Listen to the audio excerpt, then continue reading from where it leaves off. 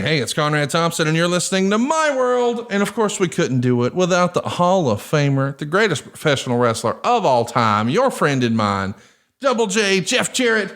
How are you, man? Oh, wait, you're not here?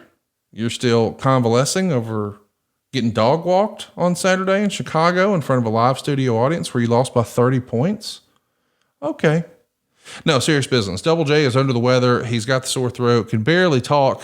It would not have been a very enjoyable podcast for you or him. So we're calling an audible this week. And on today's episode, we're going to talk about how the Tennessee Titans actually saved TNA. Yeah, that's right. Hear what really happened that night. The Titans players jumped the rail in Nashville and attacked Jeff Jarrett. They got a lot of mainstream publicity. What was the conversation like with the players beforehand? What did the locker room know? How much alcohol was consumed that night? How about Harley Race coming out there? What did the Titans organization think about this angle? And what did it lead to? You'll never believe it. A lot to unpack on this episode of My World. Of course, we'll be back next week talking about Shoes Baseball. They got a big show coming up on the 21st. If you haven't already made plans to be at the Capital City Clash, what are you waiting for? It's going down next Saturday. Shoesbaseball.com can hook you up. And in the meantime, My World Pod is your home for all things Double J. We're going to try to go live later this week and get something up at myworldpod.com. It's totally free. So go right now and hit the subscribe button, turn on the notifications bell so you know when you're live and you can actually interact and be live on video and ask questions of Double J, including what's it like to get slapped by Casio? Because that happened in Chicago. And I can't wait to get Jeff's take on it. All that and more coming up next week on My World, or maybe later this week we'll go live. I don't know when we're going live, but you don't want to miss it. Go hit that button right now. The subscribe button at myworldpod.com, the notifications bell at myworldpod.com. And without further ado, man, let's kick it old school. Let's talk about how the Titans saved TNA, and stay tuned. More Double J coming your way at myworldpod.com. Hey, it's Conrad Thompson, and you're listening to My World. And of course, we couldn't do it without the Hall of Famer himself, your friend and mine, Jeff, Jeff Jarrett. Jeff, how are you, man? Conrad, how we doing in the summer of No Worries 2? Man, I went around for the summer of No Worries 1, but this summer of No Worries 2 is kind of hitting for me. I'm telling you, you've had a big lordy, Connie's 40. You've been traveling. I've been traveling. I've been doing lots of family stuff and vacation like you, and podcast, and got a couple of side projects that might turn into main projects. And you've been busy, and life's good, my friend. Life is good. Yeah, I'm glad to be home. I don't have any travel now for like 6 weeks, I guess, 7 weeks. So I'm pretty excited about that. Wow. That's, I guess, well, we're doing podcast movement. Is that supposed to be announced yet? Yeah, but that's not really travel for me. That's what I'm saying is that's all that may be, you have to leave the Huntsville city limits in a month for sure. Yeah. Okay. I do have to leave the city limits, but I just meant like, you know, I've grown weary of plane travel. It's not my favorite thing anymore. I didn't used to mind it because I was on like 3 planes a week for years and years and years. But during the pandemic, I went so long without it. And then I was fortunate enough to be able to fly private a couple of times. And I was like, oh, I don't want to do that the old way ever again. I'm spoiled. So now every time I have to get on a plane, I'm like, oh, I hate this. Oh, poor guy. I know, man. I think I might just become a hermit. I might just hole up here at the house, and hey, if you want to see me, come to me, because I ain't going nowhere. I'm becoming Jim Cornette at 40 years old.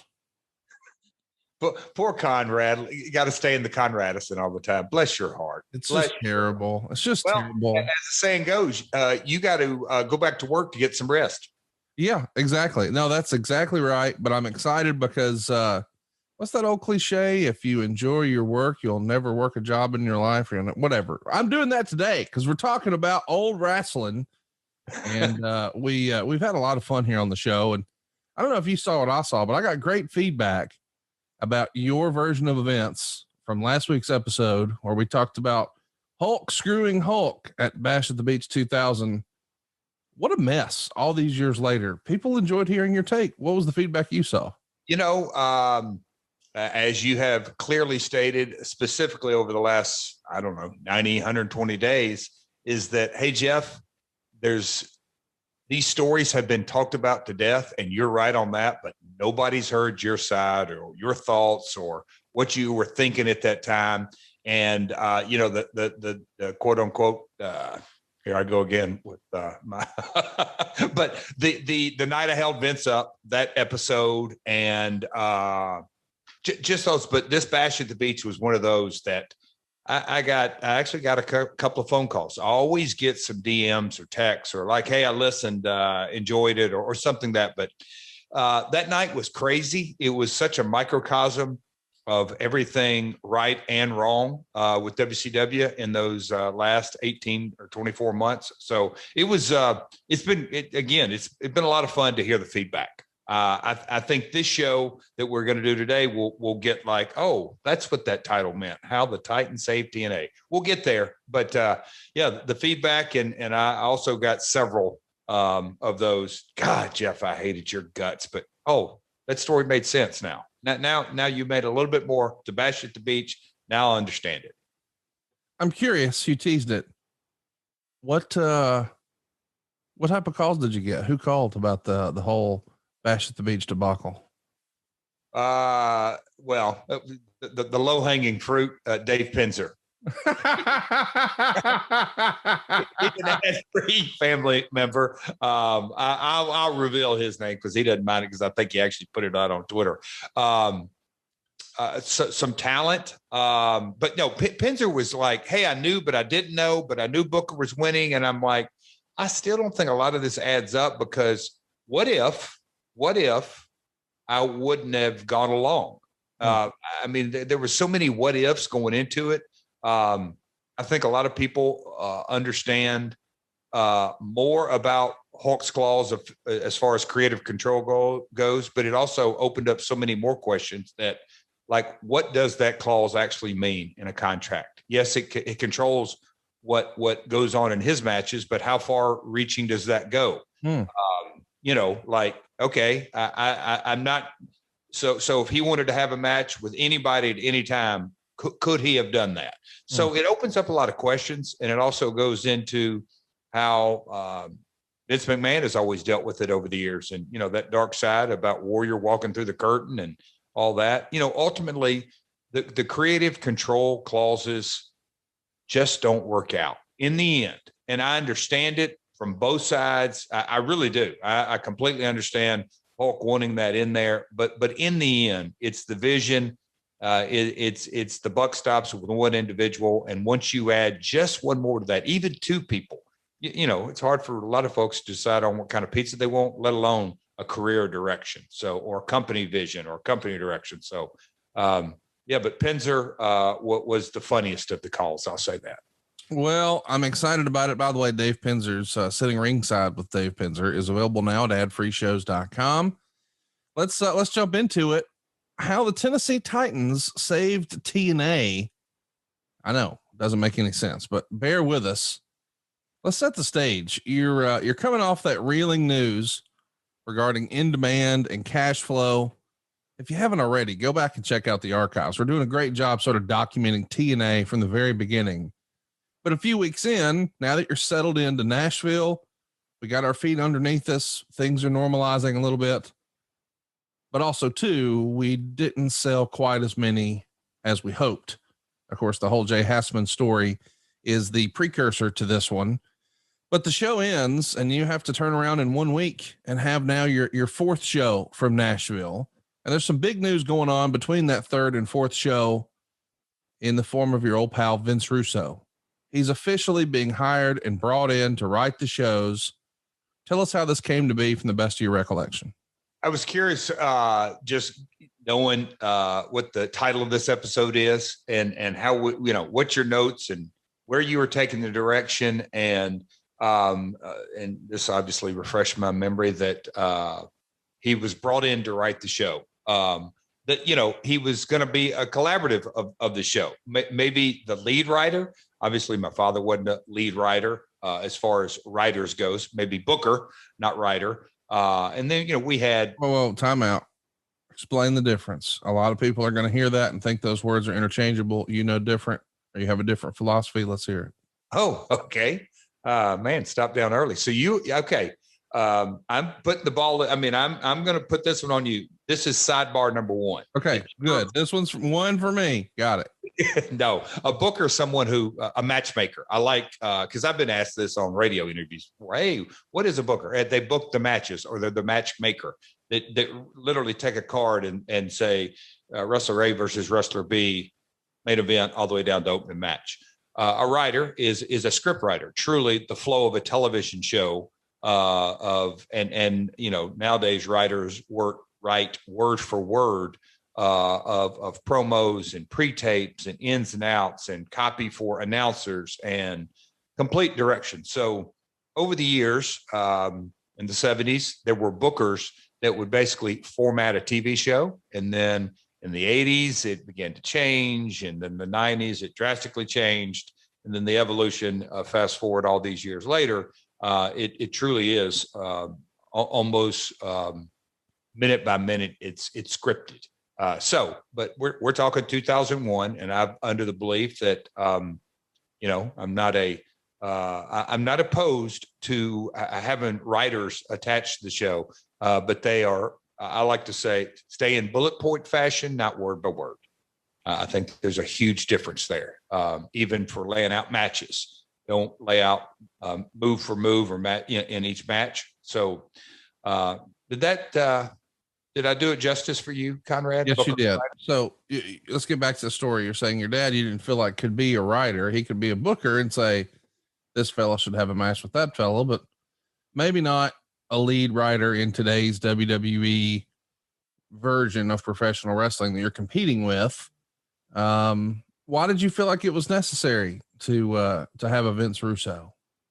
Going back to the total nonstop action mentality, the NWA is traditional wrestling, heavyweights and tags, and truly a very solid in-ring product, but also knowing that we need to get outside the box and we can have traditional characters, but also let's have a Mortimer Plumtree, or that's maybe a good example or maybe a bad example, or the Flying Elvises, if you will. And Vince, through the Attitude Era, love him or hate him, he had a lot of success. But when I think back to those days, especially as they sit here in 2021, in the Attitude Era, there was Vince Russo and Ed Ferrara.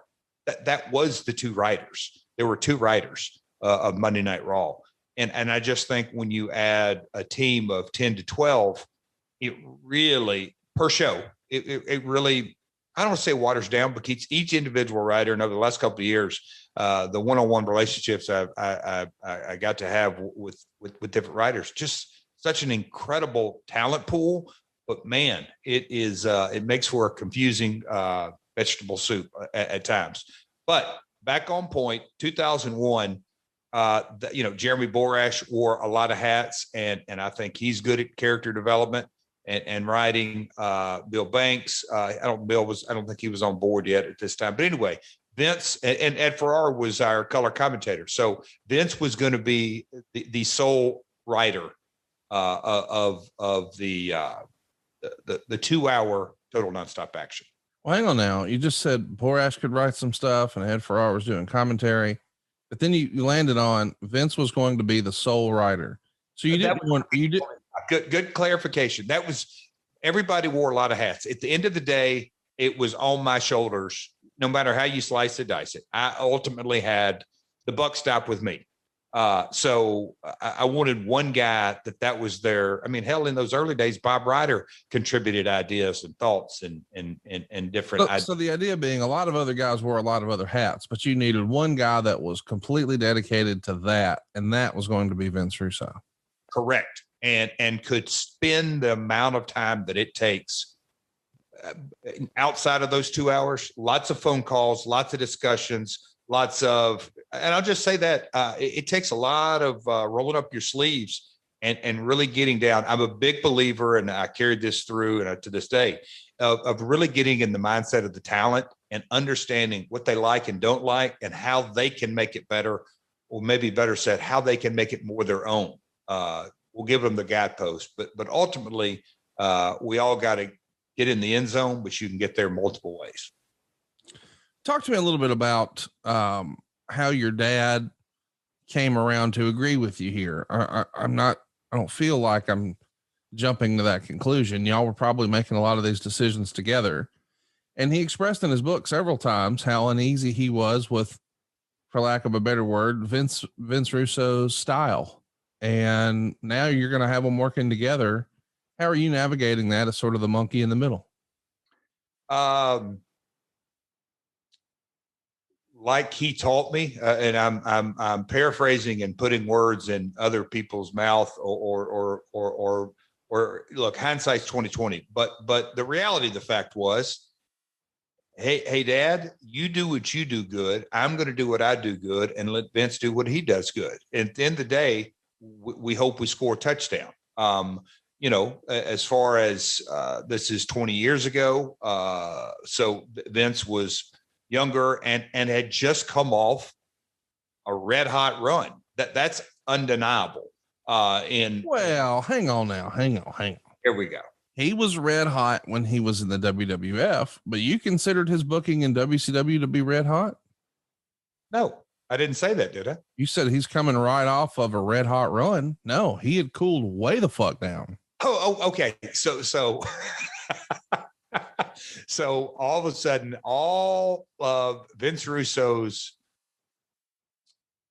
crappy writing. Well, hang on now, Jeff. Are you really going to act like people don't believe that, quote unquote, you're only as good as your last match? Now, I'm not saying overall, but I'm saying in sales, people aren't talking. Don't come to me and brag about, I won the sales award in 2013. Well, what you've been doing the last 8 years. I'd love to hire the 2013 version of you. No. Okay. So he had come off some wins and losses, but he had been in the ball game of writing. And I had lived the WCW, and look, Vince made some wacky stuff.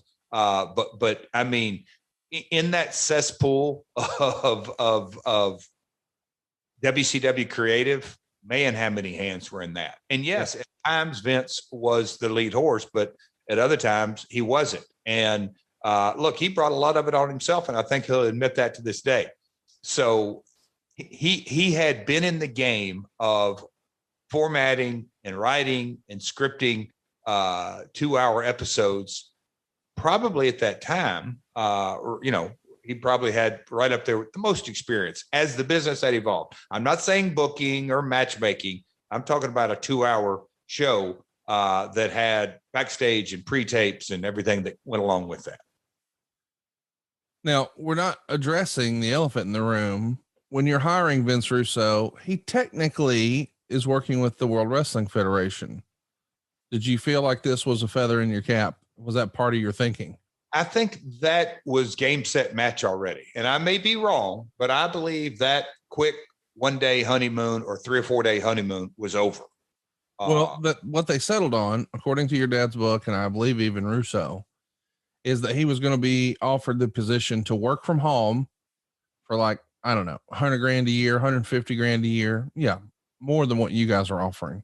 Or he could accept a little less. And again, the exact numbers escape me, 20, 30 grand less, whatever it may be.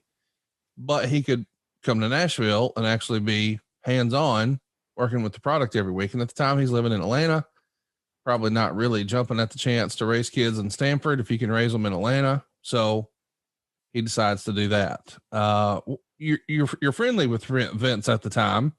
Is he expressing, Jeff, I really don't want to go back there, but they made a good offer? He accepts your less than deal, meaning he's taking less money to work with you.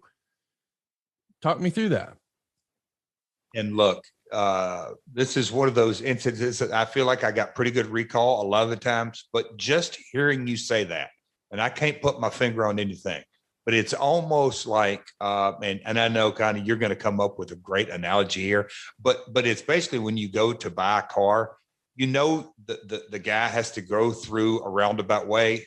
My gut tells me I didn't believe a word coming out of Vince's mouth that he really had an offer on the table, because if he had, he'd have been there. I felt like that door was shut. and he was using it as a negotiating tool. And sure, come on board. Okay, you're going to take less. Great. I'm going to pat you on the back, but let's get to work. I feel like his WWF deal was so soured by his quick experience that he wasn't interested at all. If we didn't, I mean, he just wasn't. Now, if we didn't have anything to offer, he might have taken it to feed his family. But I feel like that ship quickly sailed. Real quick, and then we'll move on. I do want to ask about the relationship with your dad and Russo, just in one more instance. I know you were sort of explaining to your dad, you do what you do well, and I'll do what I do well, but that's almost the type of conversation you would have with an employee. He is a financially invested partner, and he's been doing this a long time, and he's your dad. So I'm sure that's something he's going to work through, but I get the impression that your dad is also one of those guys who says, hey, any sort of disagreements we're going to have them behind closed doors. When we're out here in public, even if it's just around the other staff, we're going to be a united front. Was that something you and your dad had that was just sort of unspoken, where even if he disagreed, we're going to keep a brave face out here together and defend it? Well, man, boy, you talk about getting complicated and in a family dynamic, and man, so much water under the bridge between me and my father. But we had those conversations probably before, during, and after. But he's also the kind of guy that would say, all right, look, we made an agreement and it's 65-35 or whatever, but you're the ultimate. And because he taught me that philosophy. He's a firm believer. When Lawler booked, he had complete control of the territory, even though my father was majority owner, and vice versa. So this is probably an opportunity here for us to have the discussion. And he voiced his concerns, and I heard them, and they were the same concerns that I heard from, day one. And also, my father wasn't on the road when I was at the WWF and WCW, the good and the bad of my relationship with Vince and the up and down. But he ultimately said, okay, if this is what you think's best, I'll work with it. And that's sort of, look, I knew that he didn't agree with everything Vince. Hell, he didn't agree with everything that came out of my brain. Right. Not even close. But we sort of said, all right, let's put the best foot forward and make the best show we possibly can. And knowing not everybody's going to agree what you said, let's everybody get in the same boat and row in the same direction. Let's jump into it. Your dad wrote on the NWA TNA website, quote, I can tell you why I went after Vince Russo and was successful in bringing him in to be on our staff. Vince had a successful run in WWE, and that is a fact. I know the WCW situation better than most because of two factors. One, I tried to buy the company and therefore had the opportunity to see WCW somewhat from the inside. I turned down the job of booker/writer on several occasions because I knew the company structure would not allow anyone to be successful. Two, JJ Dillon, who worked in management for WCW, now runs my construction company, and JJ and I have spent many hours discussing the fact that no one could have succeeded in WCW because of the structure of the company. I appreciate that your dad,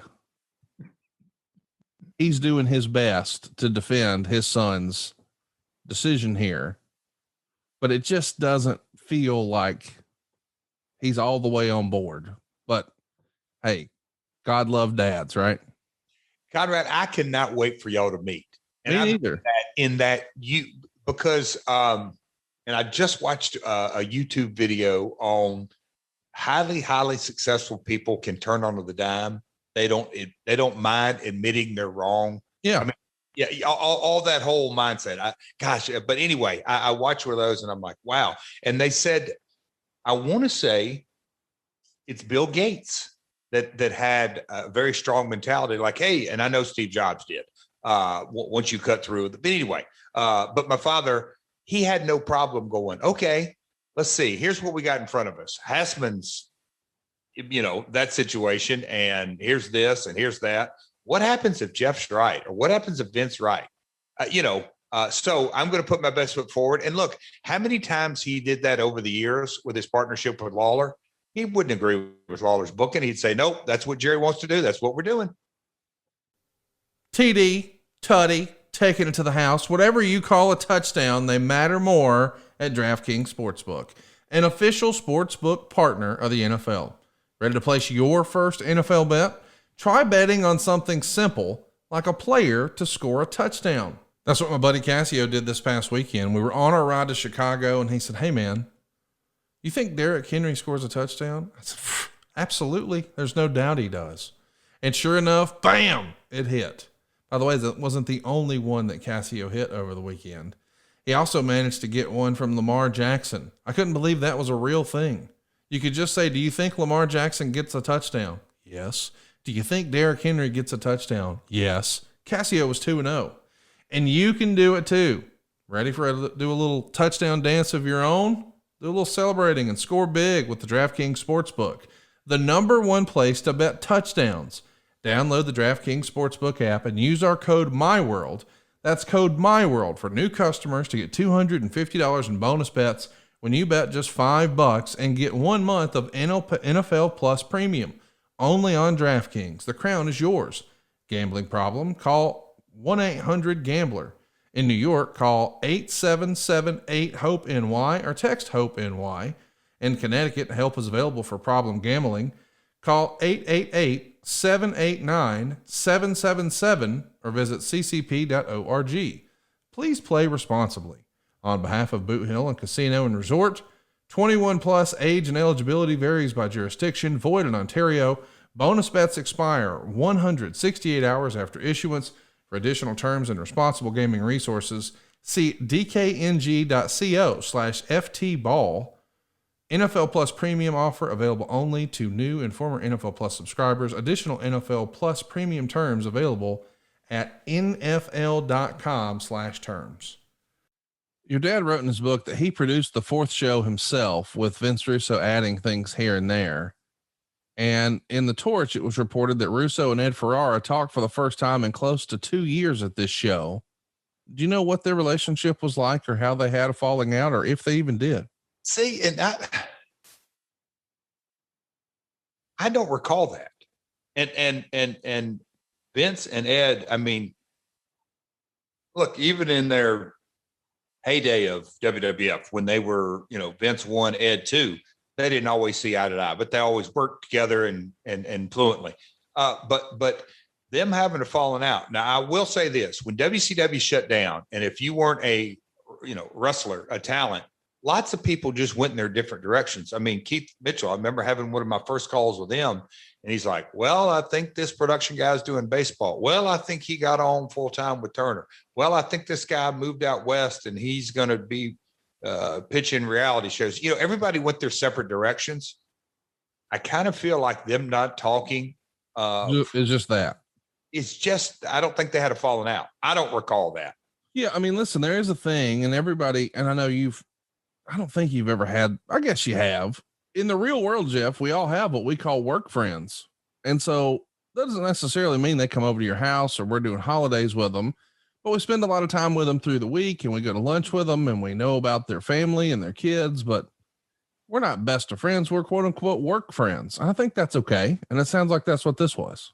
Yeah. So you saying that I don't know what a work friend is? I'm just saying, these people listening to this are like me. They go to a fucking office every day. I mean, I'm going to go stretch today, and I'm going to eat real good and do chest and buys. I mean, that's your work day. I mean, these are regular people like me listening to this, Jeff. Oh, okay. Yeah. So my regular work days starting a wrestling company is, there's more than back and buys to that, but I get it. But yeah, I was my recollection. Vince and Ed didn't have a falling out, but they went their separate ways. They both didn't live in Atlanta.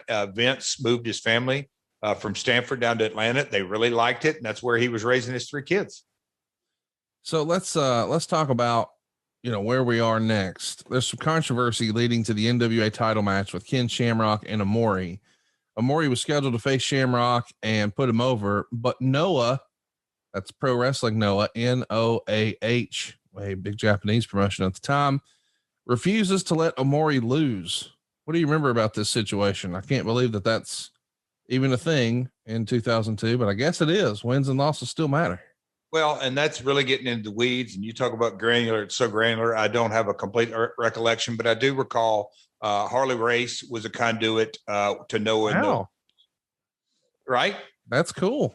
Yeah, no. And Harley, man, God, what a sweetheart of a guy. And we worked together. And look, he's got his brother, the Long brothers. I mean, it goes back to the 60s of Harley having a connection to the Tennessee territory. So anyway, and me and Harley, I went up and worked for him multiple times for his promotion. But Harley was one of those guys that I always obviously took his advice and guidance and recommendations. But he also had that relationship with Noah, if I recall accurately. But I don't remember that wins and losses. Me and you have joked offline about wins and losses, how stupid it is. But just how I don't even understand the logic, when you really get deep into it, but that's for another podcast. Well, let's talk about your man, Sonny Siaki. When I first saw the show, the very first time I thought, wow, this guy's going to be a star. But a month later, it's reported in the Torch that old Sonny has himself some heat in the locker room. And also allegedly, according to the Torch, he's got heat with management for quote unquote going into business for himself. What do you remember about some of the early challenges you had with Sonny Siaki, and what do you think his upside and potential was? I felt he was going to be a big star. Well, I love Sonny, and doing these podcasts and the startup of TNA, I brought, there's been some feelings that I got like the hospital, like, oh my God, Conrad, do we really have to go through this pain? Right.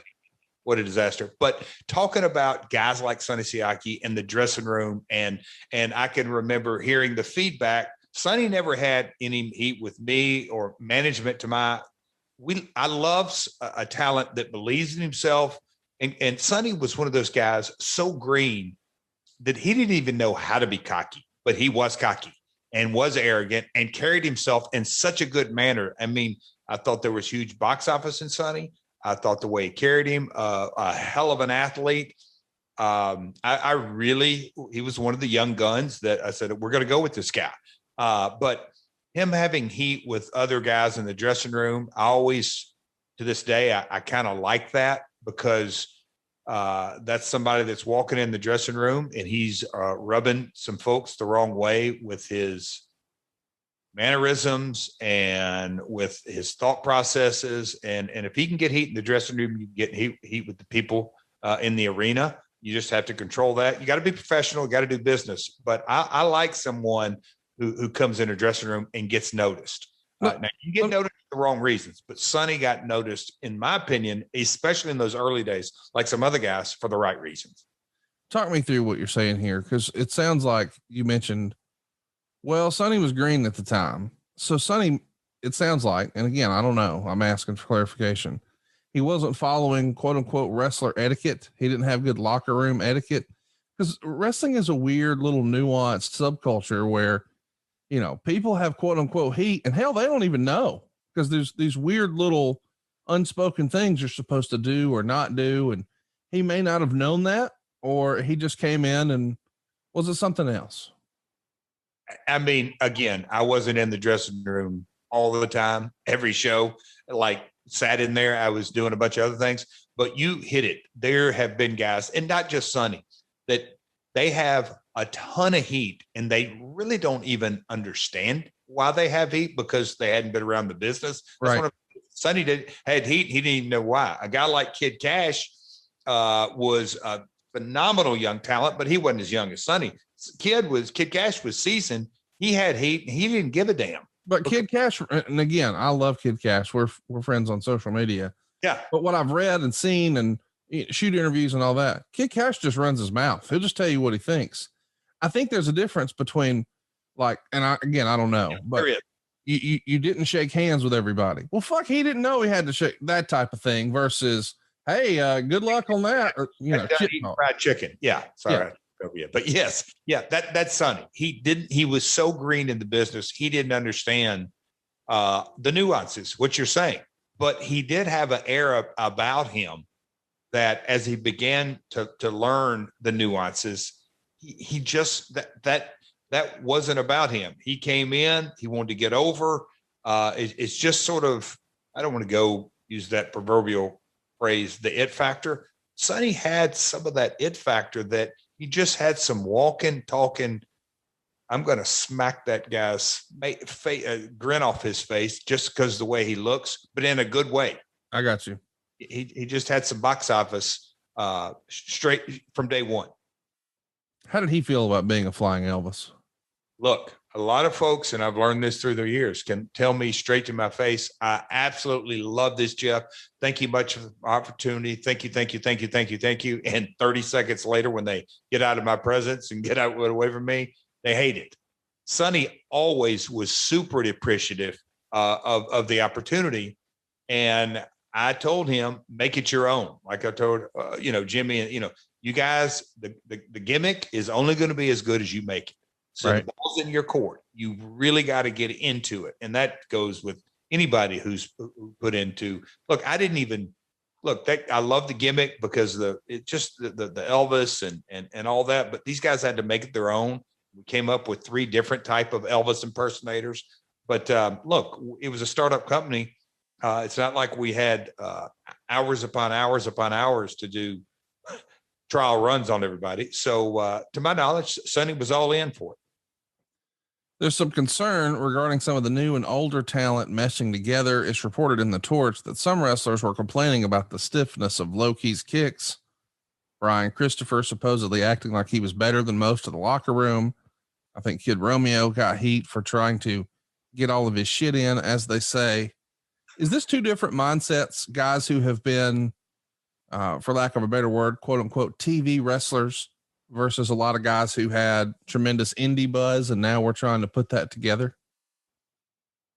Philosophically, Conrad, and I think we might have touched on this, but I'm sure as we get into we'll say it, weeks and months to come, I've always believed the best roster you can have is your veterans, your primetime players, your soon to be breakout stars or just on the cusp, and then your rookies or just breaking in. In the early days of TNA, we had veterans who had been around a while, guys that had one way or another screwed up, whatever it may be, and then a bunch of young independent talent. We didn't have that seasoned big box office attraction. We didn't have that. And so we did have a lot of meshing of guys that thought they were too good to be there and guys that probably weren't quite ready to be there. So it was an odd mix at times, especially this first year or two.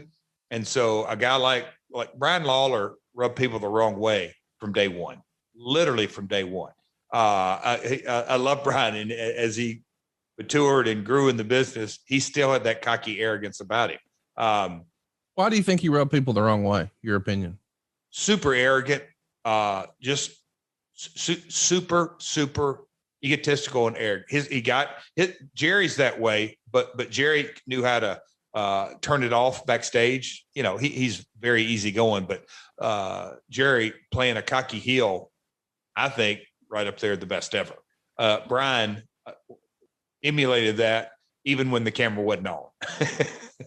But now there is a difference between being arrogant and confident, right? And I know that's a fine line, but can you give us an example of something maybe you saw Brian Christopher do in the presence of other wrestlers where you thought, oh man, wish you wouldn't have did that? Oh boy.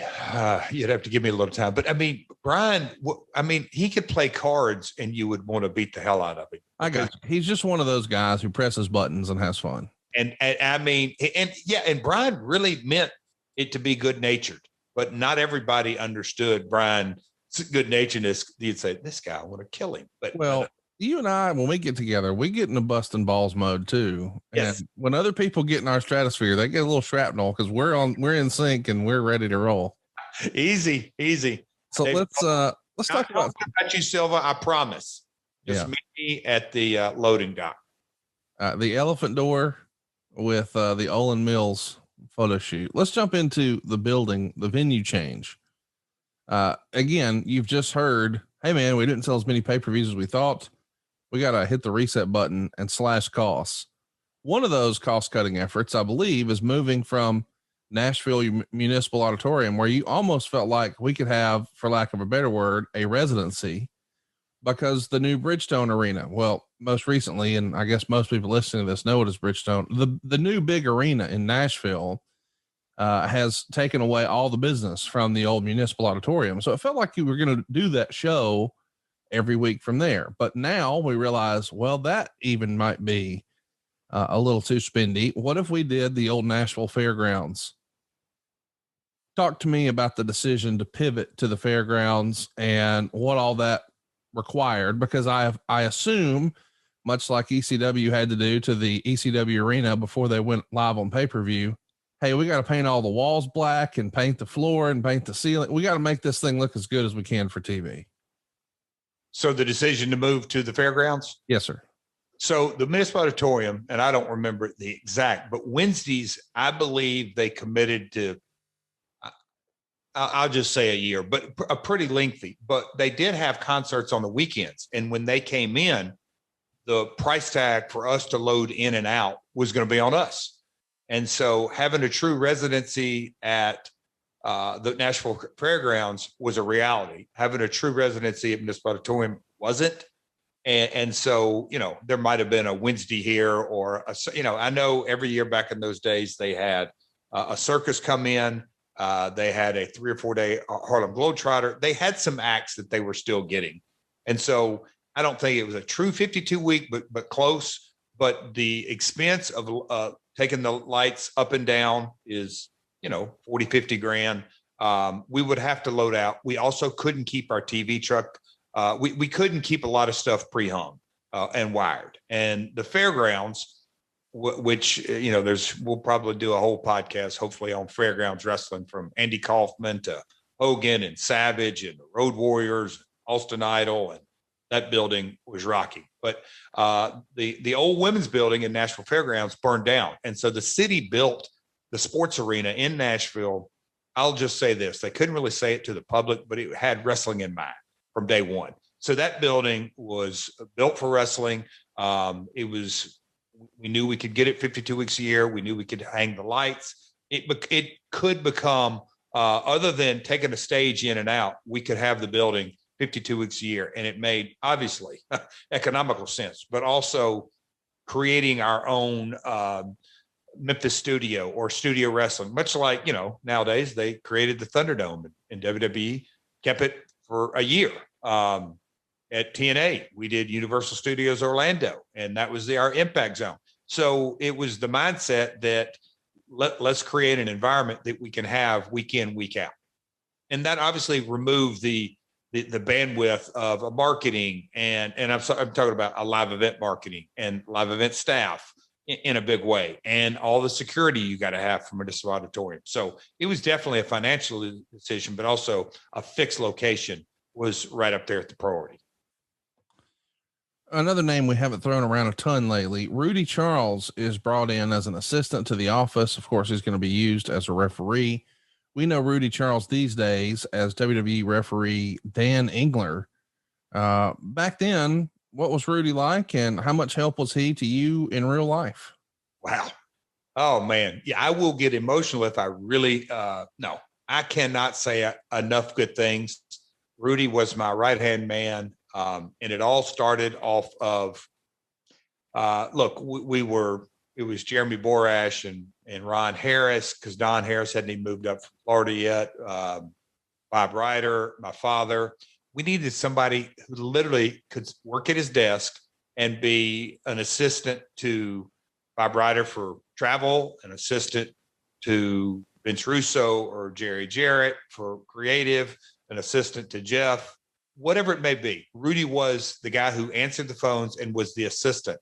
And I believe my dad called Burt Prentice and said, hey, I got a guy that I think will work out. And lo and behold, good old Rudy Charles said, yeah, I'll give it a shot. And that little deal as answering the phones for NWA, TNA, or J Sports and Entertainment. I remember him when the phone would ring, Rudy would say, J Sports and Entertainment, this is Rudy. How can I help you? I mean, literally, that's how it started. And he helped me. I'm not sure where the person Jeff would be without old Rudy. He really incredible administrator and note taker and a great guy. And I mean, he's just a great human being. But in those early days, it was young Rudy, the ref, and he looked 12 years old. And he used to bug me. Why can't I be the senior referee? And I said, look at you and Earl. Put your picture. Anyway, it was a running joke. How can a senior referee be a teenager? But that's pretty fun. If you hear in the, I don't know, 06, 07, 08, senior referee, Rudy Charles, and he looks 9. So it's a little inside joke. Tremendous. An ad runs in Des Moines, Iowa, according to the Torch, for your show, but you don't even have clearance there. So you're running promos for stuff that you can't actually order. And apparently there were also ads purchased for Cablevision, but you don't have clearance there. Is this just issues a new company can face without proper infrastructure? Or do you think this is just holdover from the whole Hassman debacle?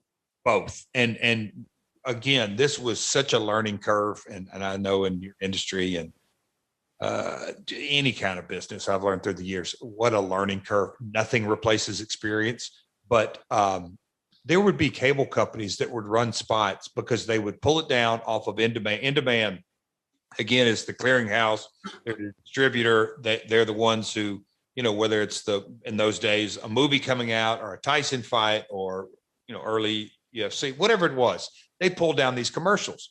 Well, some systems who couldn't even carry us would pull down our commercial because it's in this large bandwidth. And, I want to see that. Yeah, let's put it on. And the pay-per-view wasn't even available. Cablevision, I believe that was a specific Hassman, New York City area, buying ads. And at that time, we just figured that, okay, Jay, depends on when you're actually asking this question. Jay, you were in hopes you would get Cablevision clearance by now, but you still didn't. So a complete mess. But the cable industry pay-per-view marketing side, to me, never. That's why Vince always did it in-house. I mean, he took the ball in his hands because he had to, because you couldn't rely on them to market a damn thing correctly. Tough lesson to learn, I'll say that. All right, guys, you've heard Jeff and I talking about it for a few weeks. We love this new tool. It's an unbelievable gadget that Megan and I can't believe the technology even exists. I'm talking about Lumen. It's the world's first handheld metabolic coach. It's a device that measures your metabolism through your breath, and on the app, it lets you know whether you're burning fat or carbs. And then it gives you tailored guidance to improve your nutrition, your workouts, your sleep, even your stress management. All you got to do is breathe into your Lumen first thing in the morning, and you'll know what's going on with your metabolism, whether you're burning mostly fats or carbs. And then Lumen gives you a personalized nutrition plan for that day based on your measurements. You can also use your Lumen before or after a workout or even after a meal, so you're getting real-time insights into exactly what's going on in your body. And here's why your metabolic health matters. Think of your metabolism as like your body's engine and how it turns the food you eat into the fuel that keeps you going. And your metabolism really is at the center of everything your body does. And optimal metabolic health translates to a bunch of benefits, including easier weight management, improved energy levels, better fitness results, better sleep.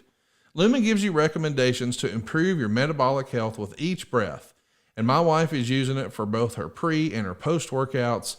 She's using this to make sure she gets better performance and recovery so she can power through even her toughest workouts and still add on muscle mass. But what we're really blown away with is how this technology exists now at home. It's affordable. It's at your fingertips. It's an app on your phone.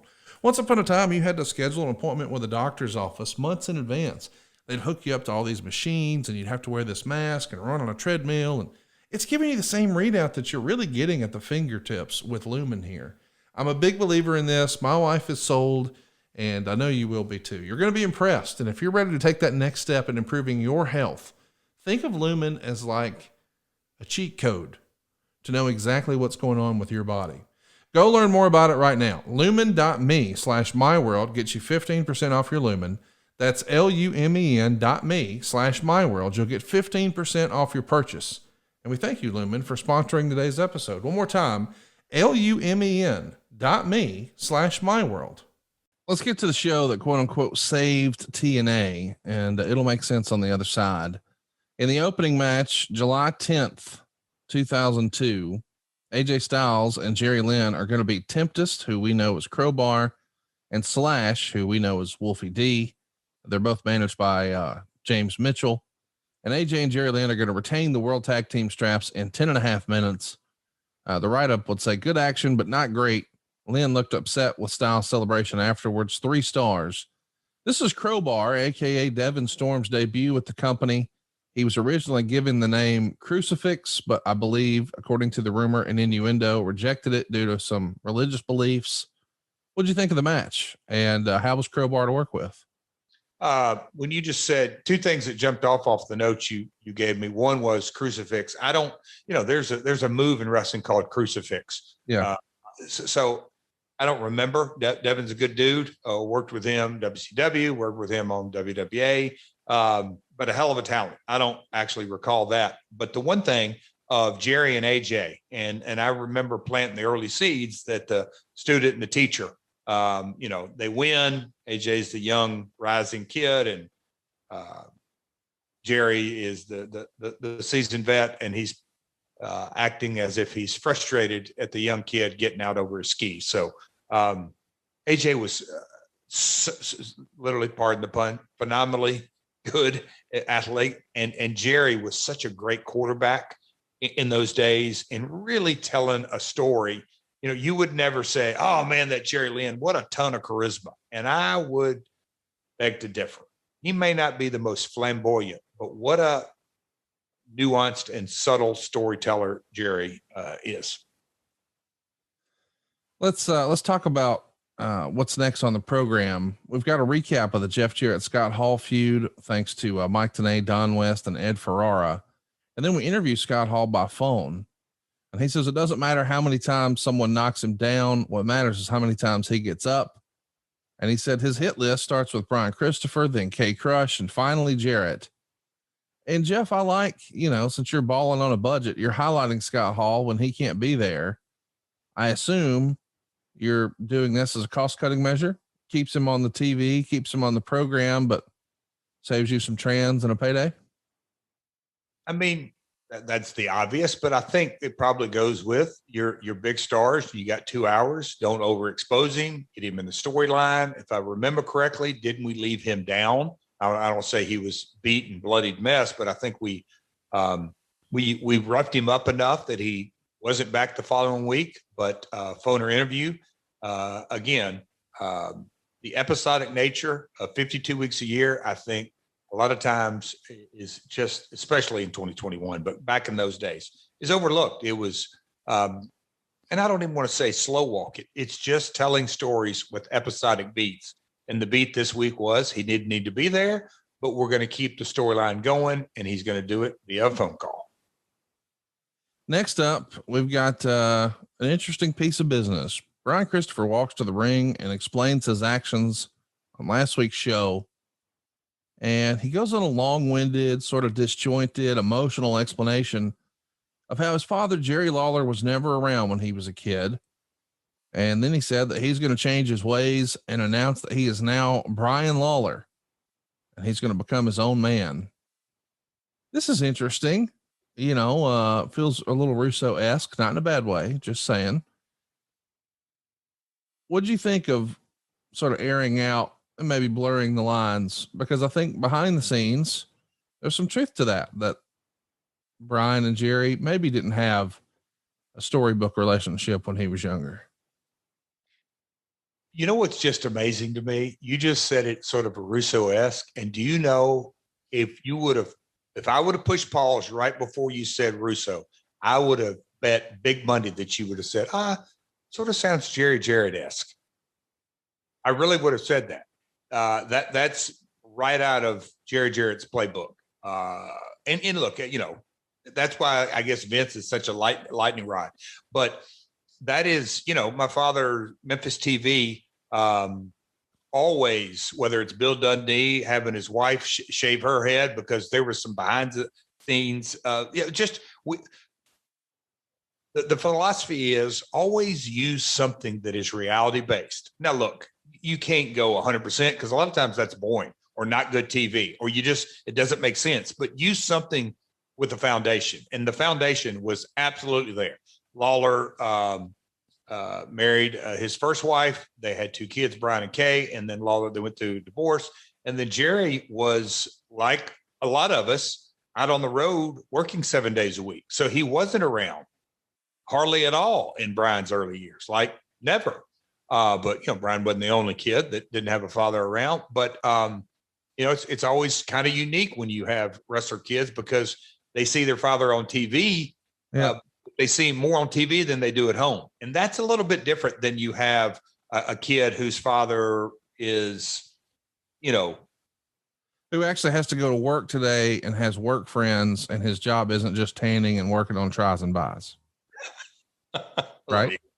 Yes. But no, so there was definitely a foundation there. And also Brian had been too cool. And, that whole deal that he's going to break out and be Brian Lawler. And hell, half the world knew it was the King, and the King had a household name. He was on every Monday night. So why not at this stage? The belief is, our referee is Jeff Leonard. So don't use the last name, quote unquote, to get over.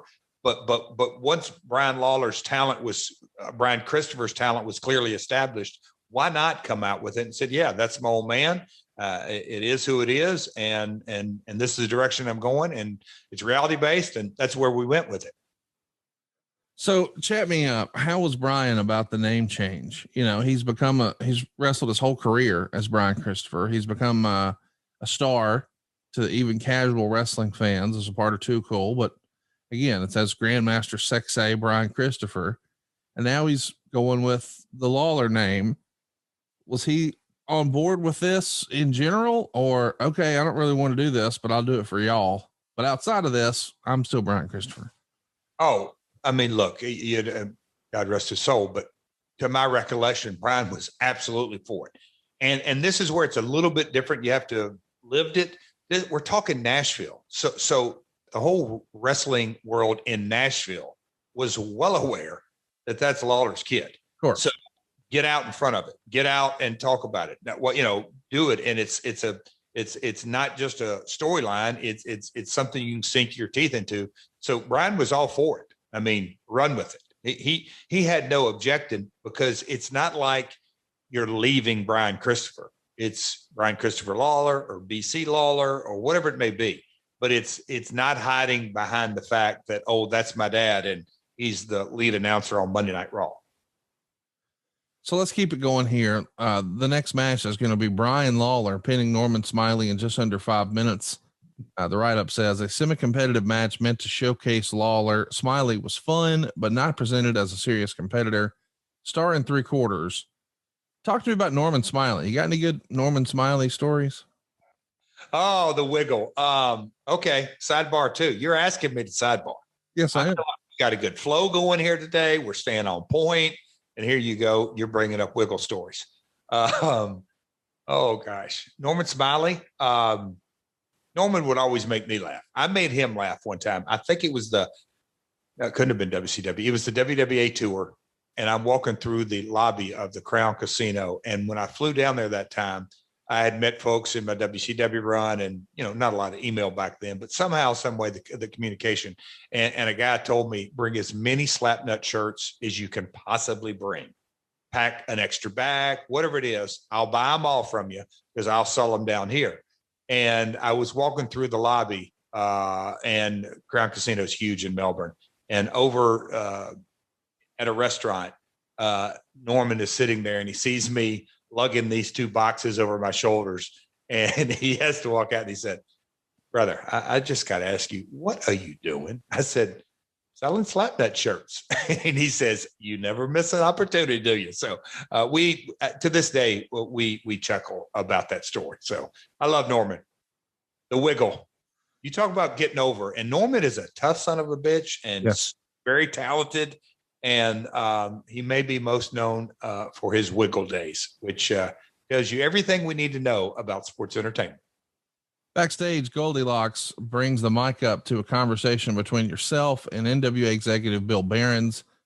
Behrens tells you that you weren't getting a shot at the NWA title, and you're complaining about it.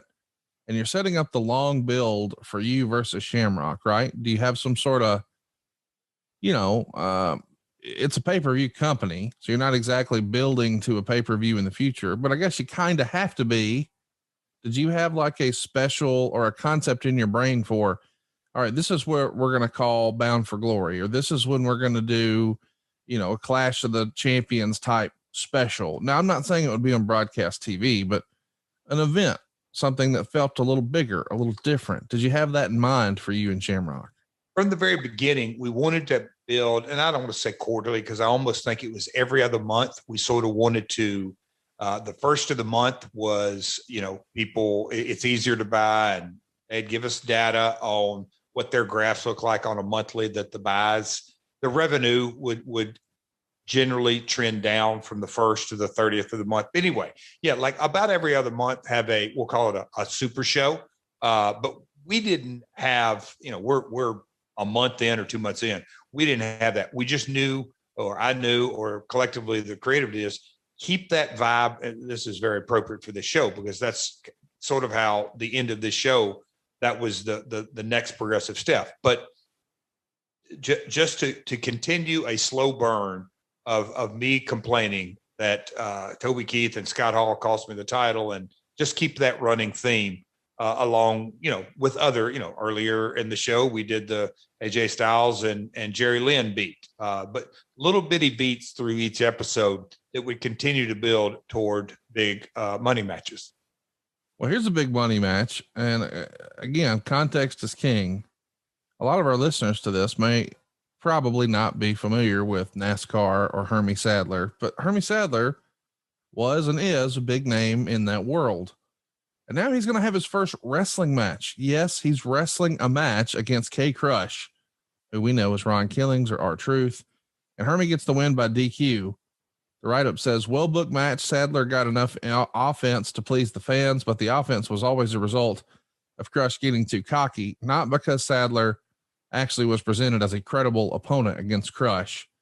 Crush scored the pin at 5 minutes and 15 seconds, but the decision was reversed when Crush took some post-pin pot shots. So 2 stars, but your old friend Hermie, who I know you're tight with in real life, you've convinced to become a wrestler here, or at least wrestle in a match. And man, how great was Ron Killings to help him get to a passable appearance here? I didn't have to twist Hermie's arm at all. He's a lifelong wrestling fan, loves it, thinking through this, knowing we're coming up on this and how the Titans were involved. And, that's mainstream as you can get. But Hermie was, I think, 1993 Rookie of the Year and drove in every division in NASCAR, Cup and every series. And his brother drove as well. And that name, they'd been around anyway. So him being a wrestling fan and also an incredible entrepreneur, he wanted to do this. And it goes without saying how many times have I admired and chatted up and said how great Ron Killings is. Oh, yeah, for real. He's still a regular appearance because he's so diverse. He can have a match as a heel or a babyface, comedy, serious, championship material, tag. He can do it all.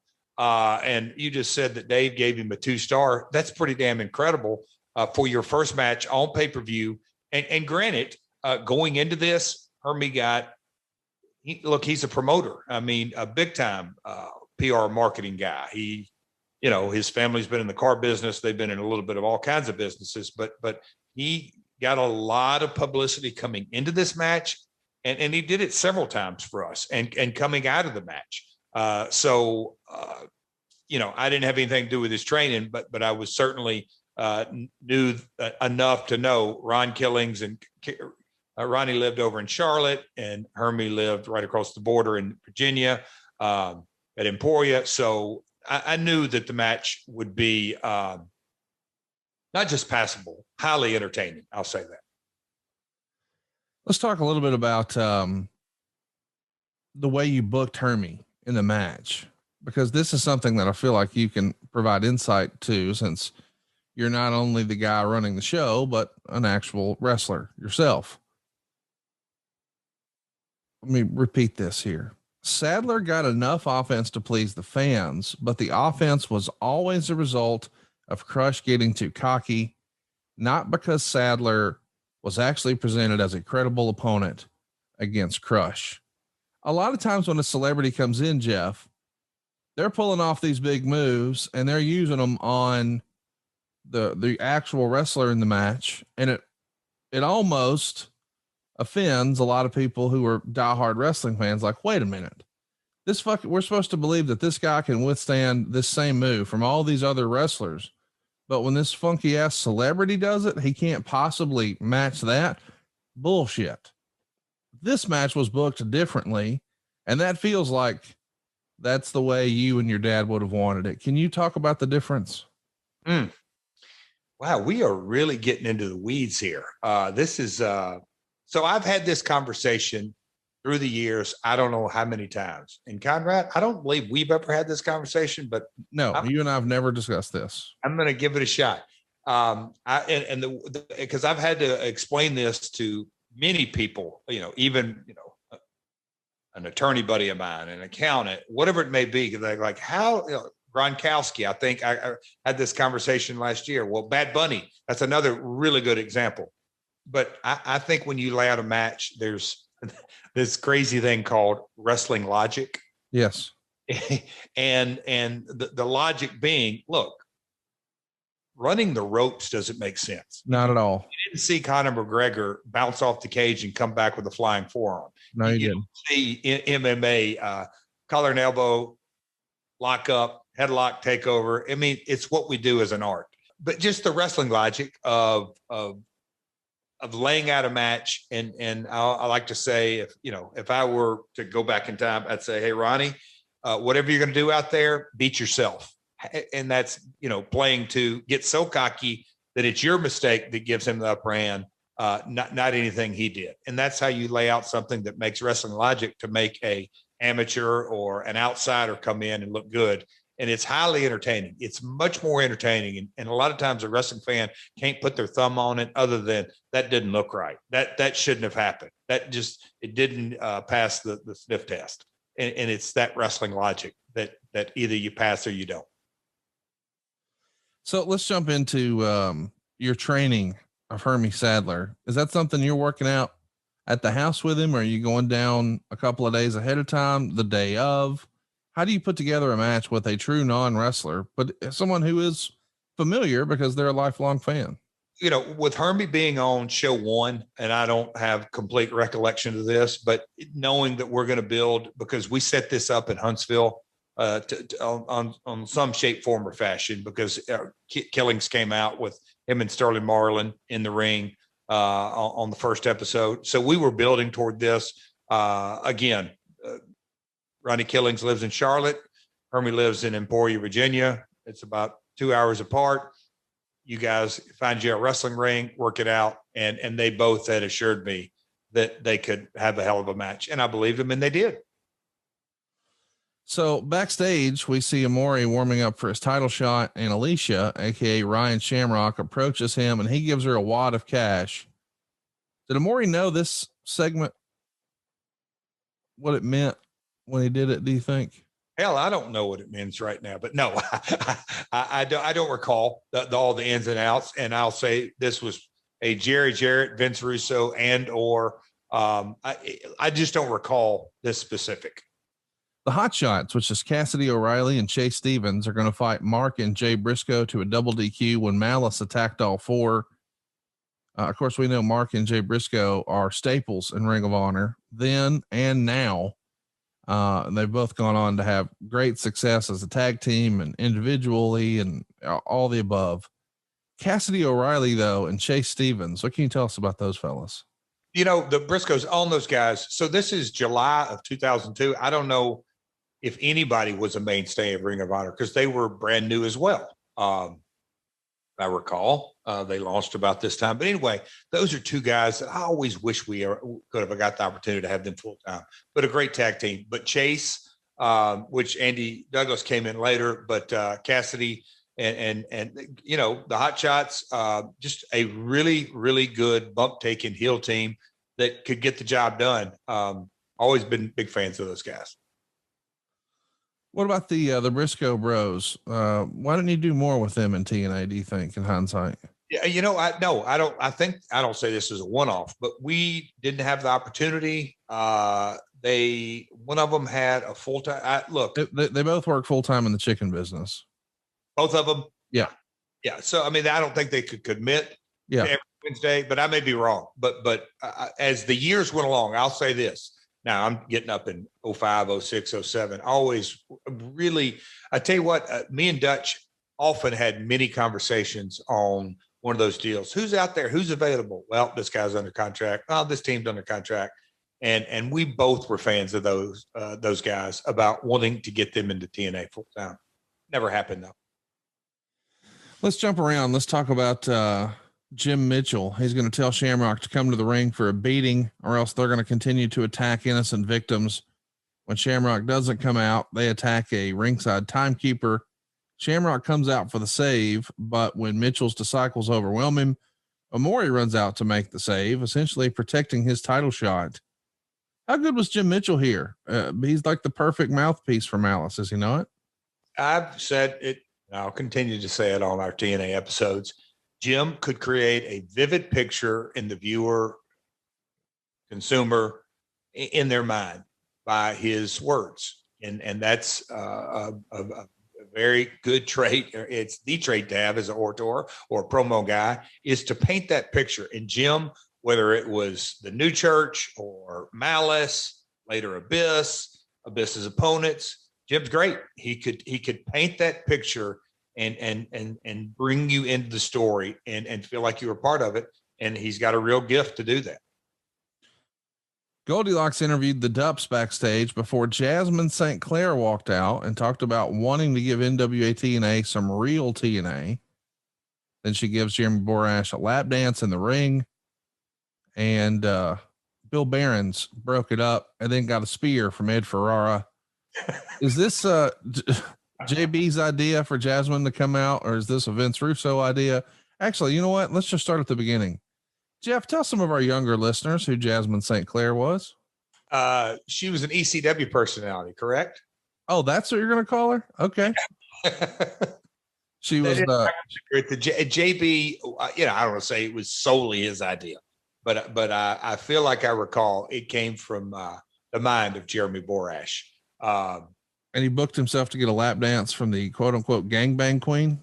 I'm not sure that he booked himself to get a lap dance. That might have been a Russo or Ferrara. Hell no, who knows? Maybe a Jerry Jarrett. I really don't remember how we arrived at that. Obviously, I condoned it. No, I approved it, whatever it may be. But let me give a spoiler right fast. Some of our listeners probably need to know this. Do not Google Jasmine St. Clair if you're at work. She had a previous line of work prior to becoming, I guess you referred to her as a quote unquote ECW talent, and you don't want to get in trouble. You know, have to get written up. So don't Google that. Continue. I forgot to say that, but somebody just did and got in trouble. See? Yeah. Bad influence. I'm not. You booked it. Well, okay. I mean, it's your show, and you've got porn stars on your show now giving lap dances. This is TNA. In the yang, there's NWA, and then there's TNA. There's Total Nonstop Action, and then there's Hey, but I chuckle when you said Ed Ferrara. He speared. Is that what? Lay that out again. Bill Behrens breaks up the lap dance and then catches a spear from Ed Ferrara. This is what you're doing. You got the announcers spearing the executives because they want the porn star to continue to do lap dances on the ring announcer. That's what I'm talking about. Carry on, my friend. Oh gosh. The Flying Elvises beat the Dups in 5 minutes, gets 2 stars, and it's called good action. And then, Jerry Lynn is going to pile drive AJ Styles on a case and call him a glory hog, effectively. Yes. Breaking up the tag team champions. And then we see Omori fighting Shamrock to a no contest. So Shamrock retains in about 7.5 minutes. You're going to come out and interfere as Shamrock had Omori near a tap out. And when Harley Race intervenes, Jarrett hits him 2.5 stars. The story, I believe, that we've heard over from, anyone who's ever worked with Harley Race is that Harley wants you to quote unquote lay it in. When you're working with Harley here, you grew up in the business when Harley Race was the NWA world champion. So you obviously have a lot of respect, not only for wrestling tradition, but him personally. And he's an elder statesman in real life. Does he give you the advice now, kid? Don't pussyfoot around here. Lay it in. Man, because I knew the clip at the end is the Titans, but the chair shot that I gave Harley was a clip, if I recall correctly. Yes, but Harley, and we worked together several times in these type deals, but he had no problem, and he would say, "Jeff, I know you're safe, but damn it, you better swing it."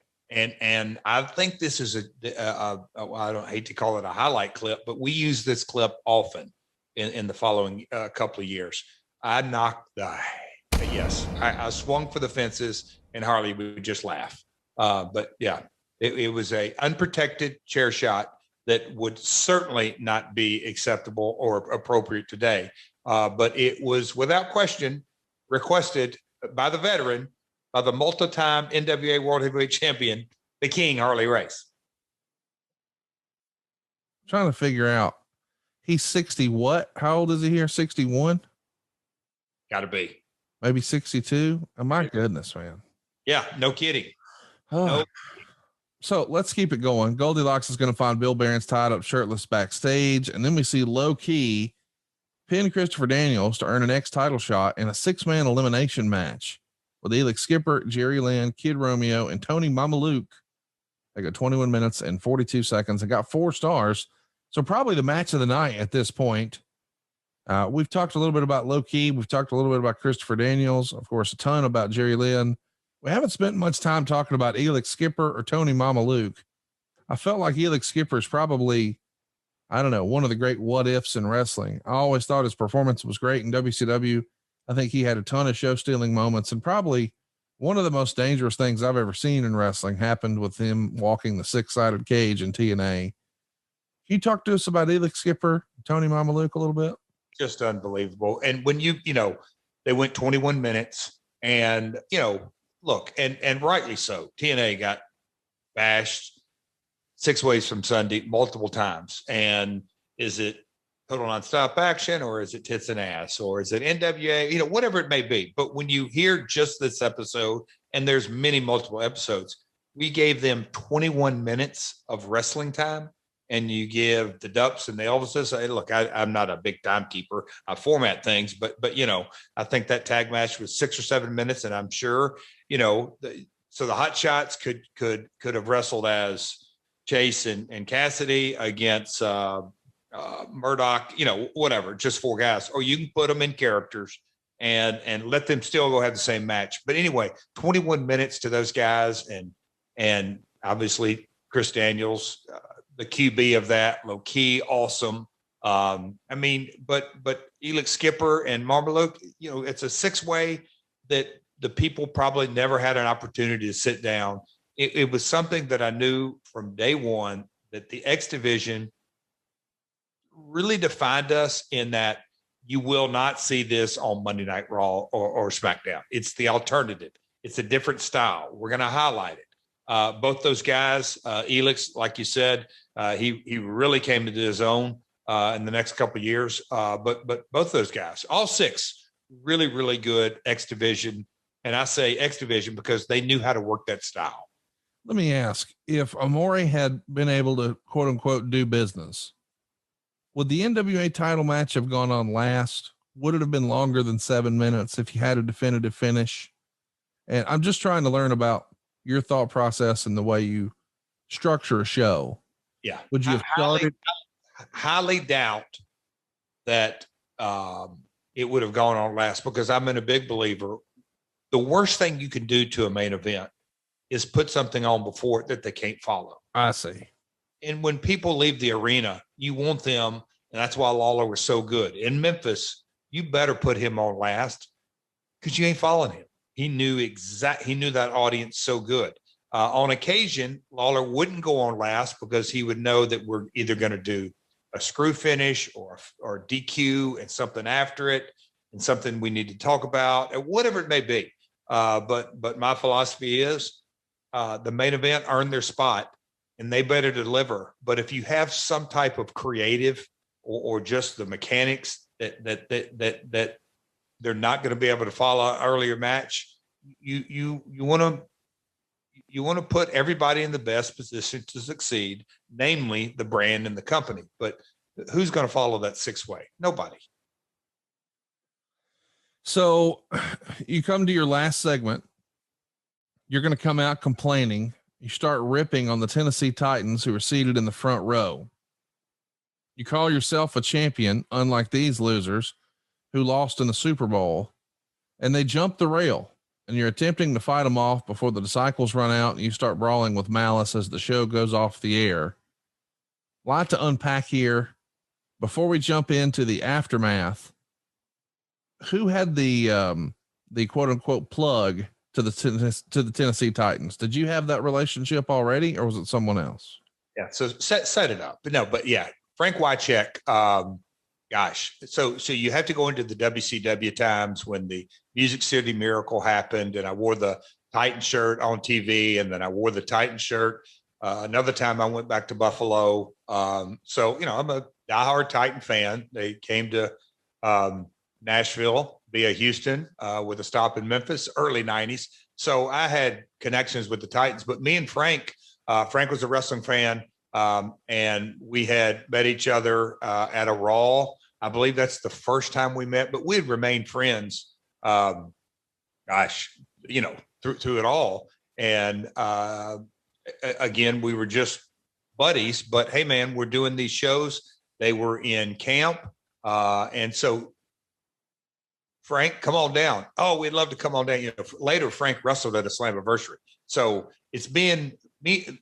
My relationship with Frank was the conduit to everything. The WCW days, the early TNA days.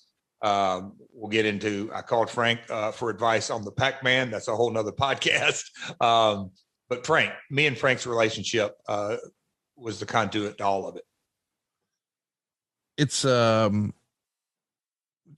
talk me through creatively.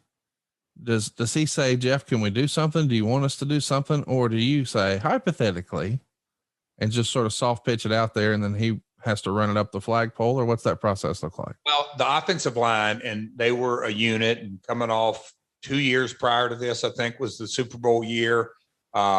Super successful later on this year. I think this is the year they went 13-3, but a really, really good offensive line. Like they blocked for Eddie George and Steve McNair, and they were the elite offensive unit and really tight. Fred Miller, Zach Pillar, Matthews. I'm gonna leave somebody out here, but anyway, Frank and his buddies, his teammates, his close teammates, were all wanting to come, and knowing the format of the show, I was like, hey, what can we do?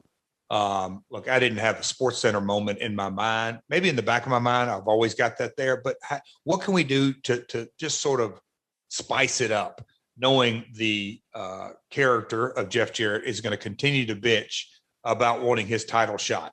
And so I just said, hey, would you guys mind if we got into a verbal joust, and I'll shove you and you shove me back, and we'll have security. How it turned out was not anywhere close to what was discussed. The only thing that was discussed was, Frank, I'm going to shove you, and you shove me back, and then I'm going to leave you guys, and you guys sort of act like you want to. Maybe Frank, you are going to come over the rail and have your teammates pull you back, and I'll have security get in between. And I was just going to verbally jab them. But the story, what was me continuing to bitch to Tanae and West about me getting a title shot, and we go off the air with me ranting and raving. No physicality. What was booked. Talk to me a little bit about, when you're laying all of this out. And again, I don't know, so I'm just asking. I've read that there's a lot of contracts that professional athletes have from their organization that says you can't do this, you can't do that. Is this a, hey, we should ask forgiveness rather than permission situation, as far as for the Titans? Man, this is another good episode that Brian Urlacher, he came down, didn't ask for permission, asked for forgiveness. This, again, Wycheck, they came to the show. They're in the middle of camp. There was no plans for them to get physically involved at all. It wasn't even a thought. It certainly wasn't going to be a good idea. They weren't going to do it. I mean, it was, hey, man, can you come down? I'm going to have a little verbal thing. It's going to be over and done with. So they came through the back door, and it is nothing that we laid out. That's what the story a lot of times even gets sidetracked, because there's such an assumption that, hey, you're going to lay out this Titans angle. There was nothing. There was no Titans angles. It was, hey, Jason, that's my little brother. Make sure you get them in these seats for at the end of the night, because I'm going to come over and talk trash to them. And that's it. I mean, there was no laying out of an angle or a storyline, contrary to what fiction writers may or may not write. Oh my God. There was no angle. Well, what are you shaking your head for? You did it again. Did not. All right, so let's talk about what the Torch did right. Can't believe you. The angle with the Tennessee Titan football players got carried away, according to TNA officials. The script called for Jeff to get involved in a pushing match with the Titans players, but they were not supposed to jump over the guardrail. Once backstage, Jeff Jarrett kept cool about the confrontation by telling everyone it was not a big deal.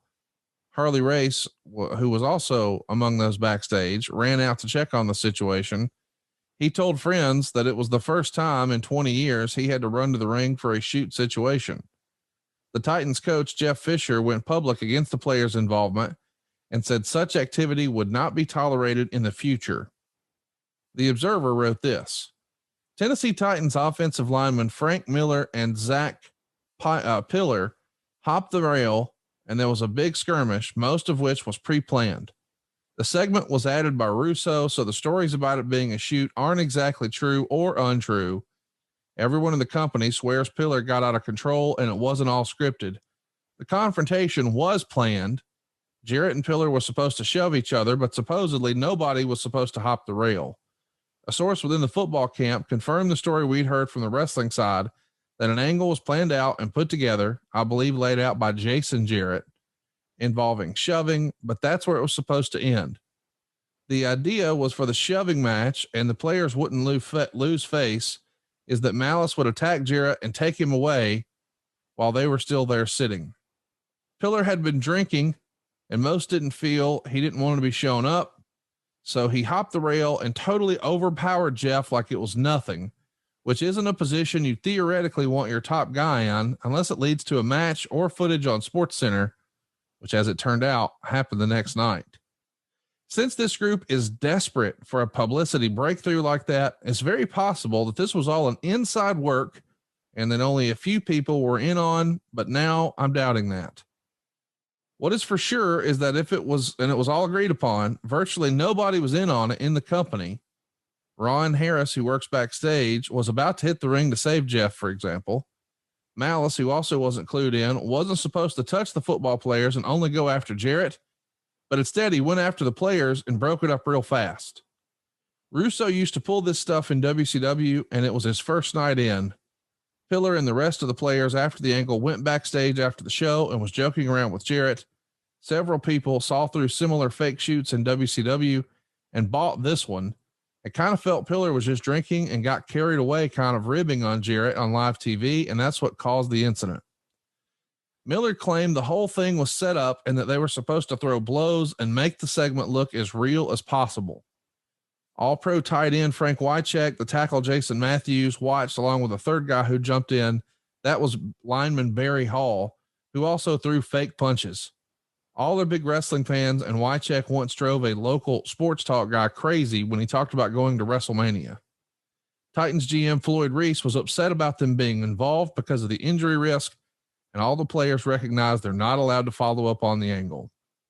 The original plan was not to build a match out of the confrontation, but when it got so much publicity, there was talk the next day of seeing if they could do something, because it's the kind of publicity this company desperately needs.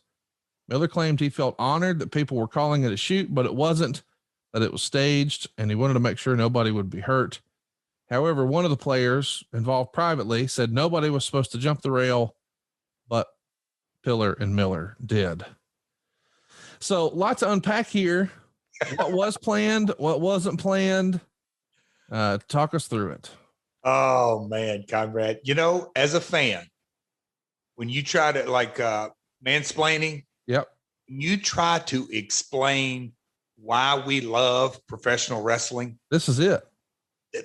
Because you just can't put there's no way that, that really happened. This is one of those incidences that to this day, it's why I love our industry, because you can't script it.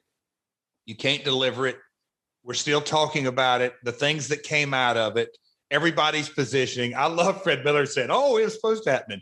That is, let me cover for my teammate's ass. Of course. You can just look at all the, now we're talking 20 years later, but when it happened, and here's something that I believe a fan just jumped AEW recently, and there's chatter about that. But look, through the years, being a heel, I could tell you story after story after story that no matter how much you tell people to their just really calm, like, I'm going to come do this, or this is going to happen here. But in the heat of the moment, when I looked at my buddy, Zach Pillar, when I looked him in the eye, and you can go back and look at the tape and hear this, but when I laid the words in, I'm a winner and you're a loser, and you choked at the Super Bowl. Oh, that cut so deep to those guys because they were on the field and they were 1 yard short. Yes. So, and definitely wrongly so, but the weight of the loss at the Super Bowl, I'm sure stuck in their craw. I mean, they were a great year, great team. But when I said that line, Zach, and rumor and innuendo, hypothetically, he might have had a couple of cocktails and dipped the canoe early that afternoon. But my brother, Jason, is the one who got in their seats. But when I said that, Zach just couldn't take it. And I'll say this, God rest Jerry Toots' soul, Malice. If the chips are down and you got somebody to watch your back, you go back, folks, and do the watch along. He knocked the hell out of Fred Miller. And Fred, if that was scripted, because if it was, then because I thought about that back then. If it was all scripted, Fred, you just put yourself in a position to Jerry. Look, I'm maybe 220.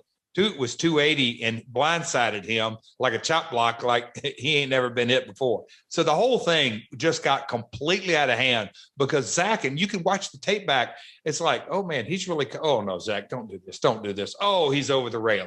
And we're going, I'm like, I mean, yes, you ever been manhandled? That guy, I mean, because I'm like, is he really doing this? And then, okay, I'm going to try to drive him back in the ring. And he's a 300-pound guy. I take my knee and try to put it in his privates. You can look at that on Twitter as well, just to try to Zach, stop. And then Miller piled over. And then it just got completely out of hand. I'm like, this is, oh my God. And then the dressing room emptied and Jerry Toot blasted ass, and you'll see him. He wanted to grab me and say, let's go. And he got me and we got the hell out of there. And Harley came down and the whole dressing room emptied. And it was a wild melee. And Ron Harris and others, they didn't know what was going on because they knew that wasn't supposed to happen. But again, I go back to what I originally said. It's one of those things that happens in our industry that you go, man, that was great. I don't care if it was scripted or not scripted. It was great, entertaining TV. But when we got to the back, me and Wycheck knew shit's going down. It was not a good scene. I'll stop there and let you ask questions. You're running the show here, but no. We knew immediately that damage control for those guys. It's not a good scene. In my brain, I'm thinking, Dixie, boy, have we got a clip to service now. Let's run with it. On our side, it was a grand slam. I knew that. But on my personal side with Frank and the Titans and Floyd Reese and the positioning, I knew then. I said, this ain't good for those guys at all. So you said something there we need to circle back to. You said, I knew we had something for Dixie. Dixie, we got, well, what was Dixie doing for you at the time? Because Dixie's not an owner at this point. So this was maybe her third show ever. And the Tennessee Titans, obviously, a national franchise in the NFL. And we've got a clip of their players getting involved with our whole roster. And it's out of season for the NFL. So they don't have highlights to play. This is a clip that immediately will be serviced to every NFL beat writer and talk show host and Sports Center host and whatever it is. It was a clip that, not because it was such a great clip, although it really is a good clip. It's because it was out of season in talk. There's only so many things you can show with an out route at preseason. This was some action that you could talk over. It was immediately newsworthy. And Dixie was the PR agent. Tremendous stuff.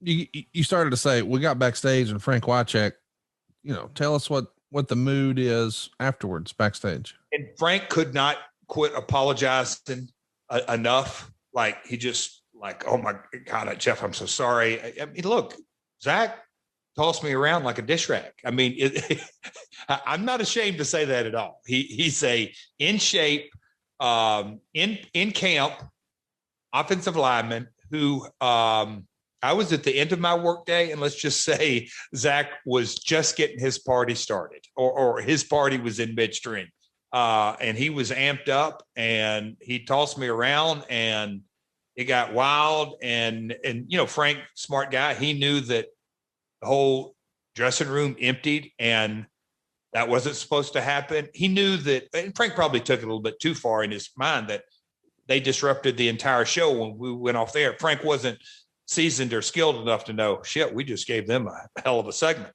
So, just like, Frank, it's cool. We're good. But, Zach's in trouble. And look, Zach was 7 sheets and feeling no pain and loving it and hugging and high-fiving. And I'm sure Fred Miller, being the astute gentleman that he is, like, oh boy, because he was the captain, if I recall. He was the captain of the team, so he's supposed to be leadership, lead by example. It was such a beautiful mess in so many directions. But backstage, I was happy from a businessman, but I knew Frank and those guys were going to have a discussion, and I was very hopeful. Where can this go PR wise? But again, let's just pump the brakes. It's a spice up angle that had really nothing to do as far as quote unquote drawing money the following week, but it was great publicity for a startup company. Have I told you what I'm helping people with in my real life? Yeah, I'm helping them save money over at savewithconrad.com. If you haven't already, what are you waiting for? Go get yourself a quick quote. Interest rates have improved, and people are realizing, hey, now's a chance to save some cash. And I'm talking to you, if you're still on the fence about buying a house, we can get you out of that apartment, tell your landlord to kiss your grits, and get you into a brand new house. You can do that with 5% down, with 3.5% down. And yes, there are still no money down options available in 2024. SaveWithConrad.com is your first step. We're going to ask you, hey, where are you now and where would you like to be? And we're going to get you on a path to fit those short-term goals, but really meet the long-term goal that we all want. And that's to appreciate the American dream. The American dream isn't to give 29% of your gross monthly income every month until you die to some banker. No, you want to own that thing for real. Your own piece of land for you and your family, your legacy. And we want to help you get one for yourself at savewithconrad.com. You don't need perfect credit. You don't need money out of your pocket. And maybe you've already got a house, but it'd be nice if you could pay a little less. We're routinely finding a way to help our podcast listeners combine all of their debt, and I mean all of it. Credit cards, personal loans, even car payments. Get it into one low monthly payment. Not only is it a better interest rate, it's also a greater tax deduction, but maybe most importantly, a much cheaper payment. We're routinely helping our podcast listeners save $500, $600, $700, even $800 a month. But how much can you save? Find out right now at savewithconrad.com. You guys, the housing market's really good right now too. For you folks out there that are thinking of making a change in your overhead or your living conditions, now's not a bad time to make that move. Nowhere better to do it than savewithconrad.com. He's going to save you money. He's going to be honest. And it's like dealing with a friend, an educated friend. And boy, there's a lot of uneducated and unfriendly people in that world. Conrad Thompson is not one of them. Well, I appreciate you saying that, Jim. Check out our reviews online. You're going to see we've got more than 1,000 5-star reviews. Customer service is what it's all about. We want to be your mortgage advisor for life. So there's no application fee. There's no credit report fee.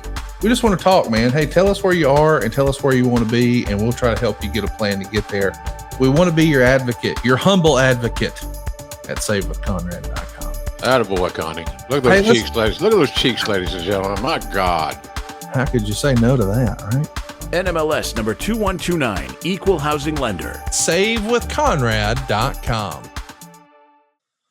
We heard Dave Meltzer say, oh, this sort of worked shoot shit. This is what Russo did. And look, he did it in his first night here. None of that's real, right? That's just jumping to conclusions. Don't get mad at me. We promise you that's complete fiction. What happened was, I'll say this from experience. What happened was when I tell you this, a direct result of too much alcohol. Yeah, I was going to say it's alcohol. Yeah. Yes, it's a direct result. But my God, you knew as it's happening, I'm sure you're thinking, boy, if I can get out of this not hurt, this is going to be big. Yeah, no, that is what I thought. I was so happy to see Jerry, and to the day he died, because he laughed and cut up, but he's like, he knew, look, he said he was sitting there watching the monitor. He's a football fan. He knew when Zach stumbled coming over the deal, Zach was pissed. You can go, Zach was not happy. Is he going to beat me up? No, but he didn't like me saying this. So he's going to have some fun with it. Well, and also too, he doesn't, wrestling, again, I don't know shit about wrestling, but wrestling is sort of built on trust between two professionals. I can trust you with my body type deal. This guy's never trained for any of that. The only thing he's been trained to do is inflict pain for real. He tossed me like a rag doll. Wall said it. He says, I knew when he slung you. You can watch. It didn't. Jerry's coming from a monitor backstage, down the ramp, out and around the ring. But it was. Tell you what, I've said it many, many times. He's the guy you want on your side when the chips are down, because he stepped right up and went to war. But it was. And by the way, again, I appreciate this is not supposed to be part of the show, and you hit a motherfucker with a chair. You love that, don't you? It was total chaos. I'll say this: my Moondog Battle Royals from 1990 and 91 came in handy, because I immediately tried to do my best recovery and get away and find the closest chair and start swinging it. From the Torch here, the incident with the Titans garnered TNA quite a bit of mainstream publicity. Several newscasts across the country showed clips of the incident, with some mentioning the TNA Wednesday night program. A late night West Coast edition of ESPN SportsCenter also showed the clip, and several newspapers also mentioned the incident. The publicity from this, in a weird way, is one of the most important things that ever happened to TNA. Fair to say? Absolutely fair to say. So let's talk about what the reaction and reception was locally. Obviously, when you've got an NFL football team doing something, again, to your point, in off season, and I just want to add a little more context to that. Like great friend of the show, Cole Kubelik, just started a new morning show in Birmingham with former Alabama quarterback Greg McElroy, and they're on the big sports station there in Birmingham, the Jocks. Here's the gimmick, though. People who are listening to that show in Birmingham, guess what they want to talk about in July? Same thing they want to talk about in January and in April and in September: football. There's only so much of that content you can literally fish out of thin air when nobody's practicing, nobody's negotiating contracts. There's no game to recap last night. There's no game coming up 5 days from now. So you're just searching for content. And this becomes the topic of conversation on sports talk radio nationwide, but it has to be at a fever pitch in Nashville. And of course, in Nashville, everybody listens to 104.5 The Zone. Back then, I don't think 102.5 The Game was around, but it at the time was arguably, I don't even think it's arguable, it was the largest sports station in the country. as far as the percentage of the audience that listened to that station. And here you are in the middle of it, the hometown team at a hometown show. And now it's being discussed on the biggest radio show around.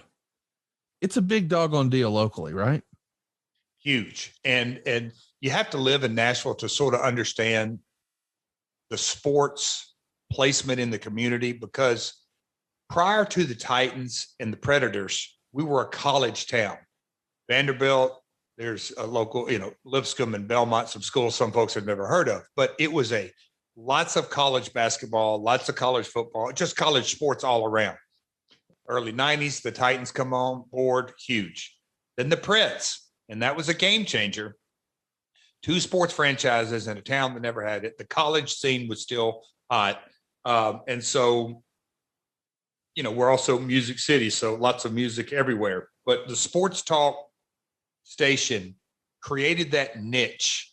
There's a guy named George Plaster. There were some names that were just household names. And then, like you said, we're coming off of any NFL cities out there realize when you get to the Super Bowl and don't win, and it's your first time there and only time, it was just huge news. And this was the core of the team. Really looking forward to the season to come. It was just Titans own the city in so many different ways. It was front page of the Nashville, the Tennessean, our local paper. It was every talk show, just a buzz going around, obviously before Twitter and all that. But I mean, everywhere you went, that was the talk of the town, in such a, I don't want to say a positive way, but it was so newsworthy. Nobody got hurt. Hey, there's our guys. That's our offensive line. They're together as a unit. And the sort of the byline, or not a lot of, it was the clip, but oh man, the Titans went down to the wrestling and kicked everybody's ass. That's sort of the story that came out of it. Yeah. If you watch the clip, okay, it was a little brawl, but as the story grew in stature, it was the Titans offensive line. It's the fish story. Yeah. By the end of the story, they beat up the entire locker room and came out victorious, and their coaches are mad, but man, we can't wait till game 1. I mean, it's that deal. So talk to me a little bit about, well, before we talk about that, I do want to just add context to what we're talking about. You want to talk about highs and lows. I think you should go start a wrestling company if you really want to experience them. You're on a high because this is the way you close the show. You've got Super Bowl athletes getting involved. You're going to be all over every newspaper, radio station, whatever, every sports section around, even Sports Center, which at the time is a lot bigger than it is now. Yeah. And you're 1 week removed from being told, oh yeah, you haven't made any money. In fact, you've lost it all. We had our numbers wrong. That's 1 week apart. Like, oh God, I'm destitute. We've lost all of our money. What are we going to do? Shit. We got to cut every cost we can, man, baby. We just got to get a life raft and get out of here. Holy shit. I'm on ESPN and everywhere else 7 days later. That's unbelievable, Jeff. Yeah. Wow. When you put it in that context, and that was, well, it just sort of, I can't even say that. It just goes with the territory of growing up in this wacky business. But no, it was something that, my upbringing, I will say that. And look, hindsight's 2020 and looking back to over 20 years ago, but knowing I'm in it for the long haul. This is prior to the Scrushy situation.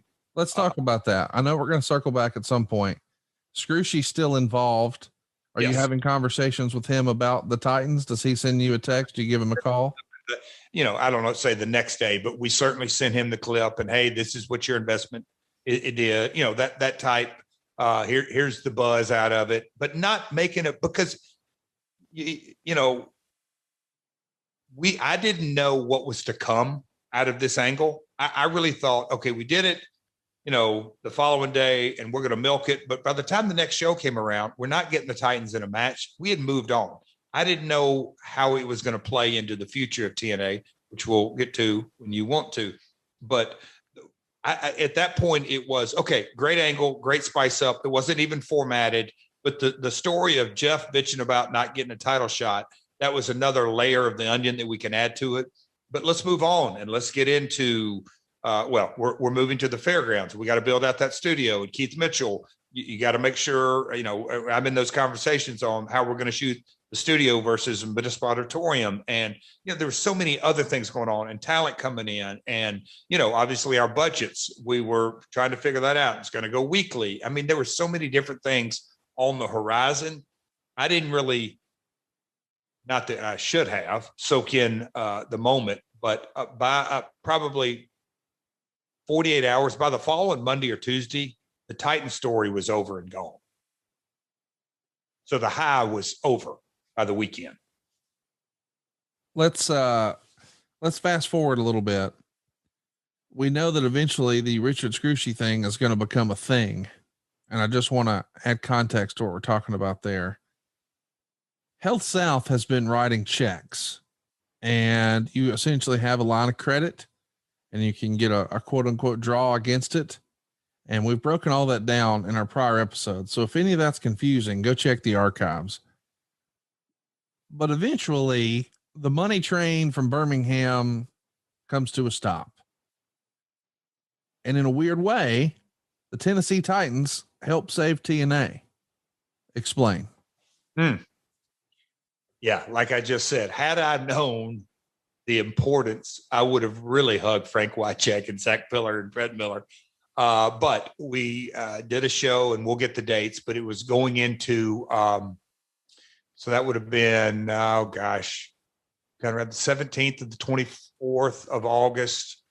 Anyway, let's just say mid-August for we'll get that later. But when I got the call from Health South that not only were they not funding last night's show, we're not going to fund the prior week's show. The line of credit was over. Health South was in big trouble with with the federal government and all that. I said, okay, I'm going to take this massive knockout blow on the chin. And I went to all of my vendors, you name it, production. I mean, whoever was owed money to, that was the accounts payable. Yep. In the 30 days, whatever that whole list was, the people that I could go meet with. I didn't want to do this by phone call. I just didn't want to do that. I wanted to go meet with them. So I went around, and one of those meetings was with Trifecta Entertainment, Dixie Carter and Andy Barton.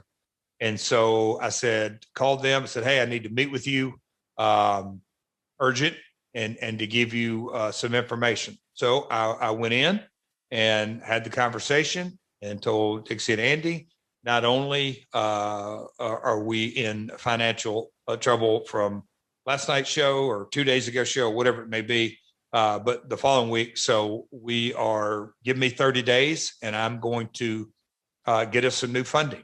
But if you'll have a little patience with me, and everybody that I went and had the conversation, Conrad, this is where you talk about fate or divine intervention or All of the above. Yeah. Just all that. But I was upfront about it and said we lost our funding, but I had immediately started, from Don King. I started, okay, we'll say turning over rocks from financials. And I had that conversation with Dixie, and Dixie said, do you have any financial materials? And I said, matter of fact, we're in the process of putting that together. And she said, if you can get those to me, I think I might be able to help out. Okay. I had no idea who Panda was, who Bob Carter was. Dixie Carter and Andy Barton ran Trifecta Entertainment, and they were the PR agent for TNA Entertainment. That was the relationship. And so I said, sure. And I said, yeah, you mind sharing? What do you think? She went into it. My father, they're in the energy business, but they're always looking for outside investments. And I'd like to have this, I'd like to have this. I'm going out to the ranch with my parents this weekend, Labor Day weekend, 2002. I'm going out there and I'd like to be able to share something. So I said, sure. So had some financials, whatever it may be. Time out. Let me add context. Again, this is mid-July when the whole Tennessee Titans thing happened. Yes. And Dixie's going to present this financial package the weekend of Monday, September 2nd. So less than 2 months later. Yeah, about 6 weeks. Yeah, yeah. And so I was going to go. Anyways, they went out, had the weekend, Labor Day weekend. They do it every year around the holidays. Dixie and Serge and her family at this time, no kids, but they would fly out and spend holidays with Bob and Janice and Todd and his family, the Carter family. And so they went out and had that weekend, and got a call and said, do you think you could be in Dallas this week? And this is the week following Labor Day. And I'm like, sure. Yeah. If we're looking for financing, absolutely. So me and my father and Bob Ryder, we put together the financials, and because I had with my finance guys, they had, experience, and they could put that together. And then we were going to put together basically a PR pack, if you will, of our 2-month existence. And obviously at the very top of this, you've got Toby Keith, and you've got NASCAR, and you got Hermie Sadler, and you got the Municipal Auditorium.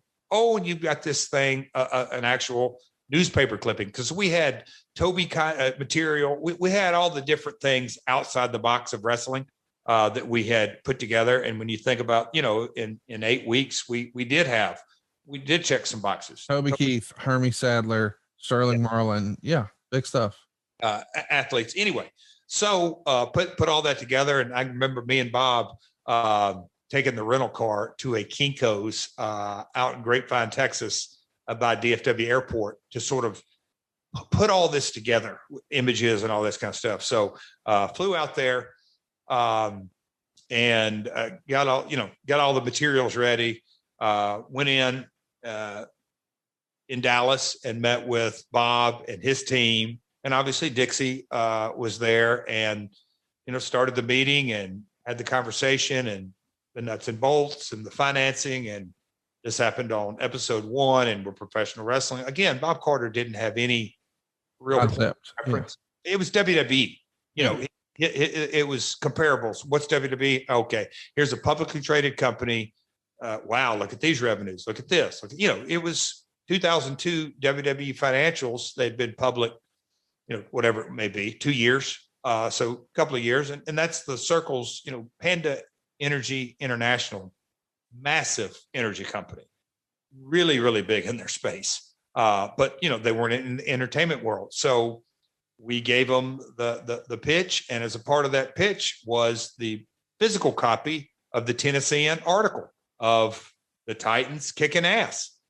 And as we go through the meeting, and, after I spoke and my father spoke, and I'm sure Bob, don't remember all the specifics, but after we generally gave our presentation, obviously you sort of open up to the give and take of, their attorneys were asking questions, and Dixie was, given context and giving her thoughts, and everybody, it became an open discussion. But Bob Carter, being the chairman, sat at the end of the table.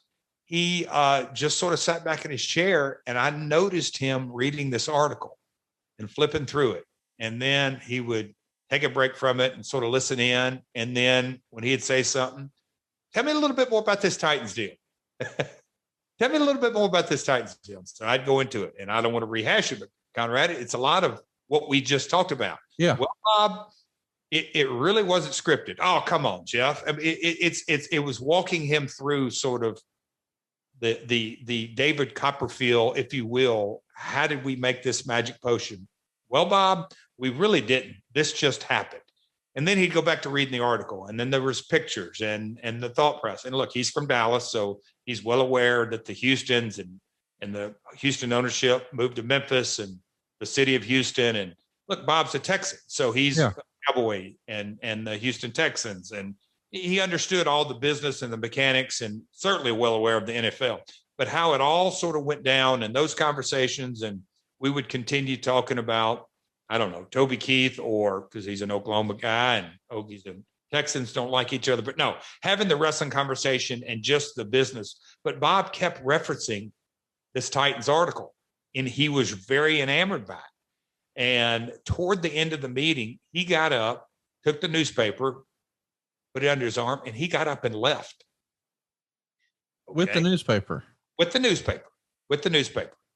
Well, I found out later he shared that with his few folks when he left. But as we're sitting there, and the conversation goes from, I don't know, 1 hour to 2 hour to maybe 3 hours. And I know that we have our flight booked that afternoon, and Dixie did as well, and all that. And then next thing you know, Bob sticks his head in and calls me out in the hall, and there was somebody else. Anyway, but the specifics went down with, hey, we really like this. We've still got to work through some things with lawyers and all this, but you don't mind if we send you guys back on the private plane? No, sir. That'll be fine. Thank you. So going back to your early conversation, how long do you think it took me to answer? Wait, you want us to fly private? Like today? Like we don't have to go back to DFW? But no, that is, and I loved how when you were laying this out, Conrad, how the Titans saved TNA, you knew where you were going with this because you had heard just the bits and pieces of the story. But yeah, that all sort of worked in. I'll never forget it. I'll never forget getting on that plane, thinking to myself, I will be damned. I can't wait to tell Frank Wycheck this story. Well, it's so fascinating. And I'll never forget when I've had fun getting to know you and hang out and just sort of pick your brain. And I take you to our favorite meet and three here in Huntsville, and you're devouring a whole fried chicken. And I'm just picking your brain saying, hey, what about when? And then I asked, how did that whole Bob Carter thing come to be? And in between chicken bites, you're like, oh, that Titans deal, that did it. And I'm like, Titans deal? Yeah, I remember when I hit Frank Wycheck with the chair? Yeah, it was in the paper, and he was all about it. Hang on. What now? But I do want to add some context. And again, I'm not trying to villainize the Carters at all. And you and I are going to talk a lot about them moving forward, I'm sure, as we sort of talk about their time and your time with TNA. But I don't think they get enough credit for all the good they did for not just wrestling fans, but folks in the industry. Yes, a lot of guys were given opportunities that they wouldn't have had otherwise without them. And I think it's unfortunate that it's become an LOL TNA type thing. Anytime Impact does anything, there's a bunch of boo birds out there, but it's a bunch of hardworking guys and gals chasing their wrestling dream. And for a lot of years, the Carters funded those dreams out of their own pocket. And I think they should be commended for that. Instead, wrestling fans online sometimes villainize it. And it's I almost read it like, do you hate wrestling? Because if there's a billionaire who's willing to write checks for wrestling, why shouldn't we just appreciate that gives the people we say we care about and we're fans of more opportunity to provide for their family, but also it gives us more variety and more options to choose from. All right. Now that I got my preamble out of the way, Bob Carter became a billionaire quietly behind the scenes. He was in almost a utility line of work. I mean, he's not in the quote unquote showbiz at all. And this may have been an opportunity for him to do something fun, brush up against something, and use some of that mountain of cash that he's amassed over the years. And the idea that he could be involved with something that brushed up against the NFL and made the front page of the paper and was on Sports Center, that was intriguing to him because that was seemingly something that money couldn't buy. And again, I've never met Mr. Carter, but I understand, hey man, rich dudes, they want a yacht. Guess what they'll go do today? Just buy one. Hey man, my wife wants to go to Paris for supper. Well, let's load the jet. Let's go. But if we wanted to brush up against the NFL and make the front page of the paper, that's not something you can just go do and write a check for. But he saw an opportunity here and he jumped at it. Is my read wrong? No. And you talk about, it's funny how you said the TNA LOL, and that'll come in later podcasts when it became that. I think I've got because I've had multiple discussions with different folks of when actually the worm really turned, that it came much later. But Bob, and here's something, Conrad, I don't think, Bob didn't make his big money till after he turned 50 years of age. Oh, wow. When you think about the risk versus reward, he's a Texas Wildcatter. He don't mind taking risk. And you just sort of really put it eloquently about, okay, I have made a fortune building power plants. Yes. That's what it is. Yes. He ran to Energy International, literally built power plants, not just in the United States, all over the globe.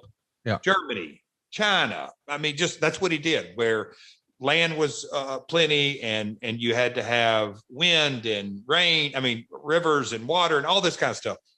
Bob is brilliant.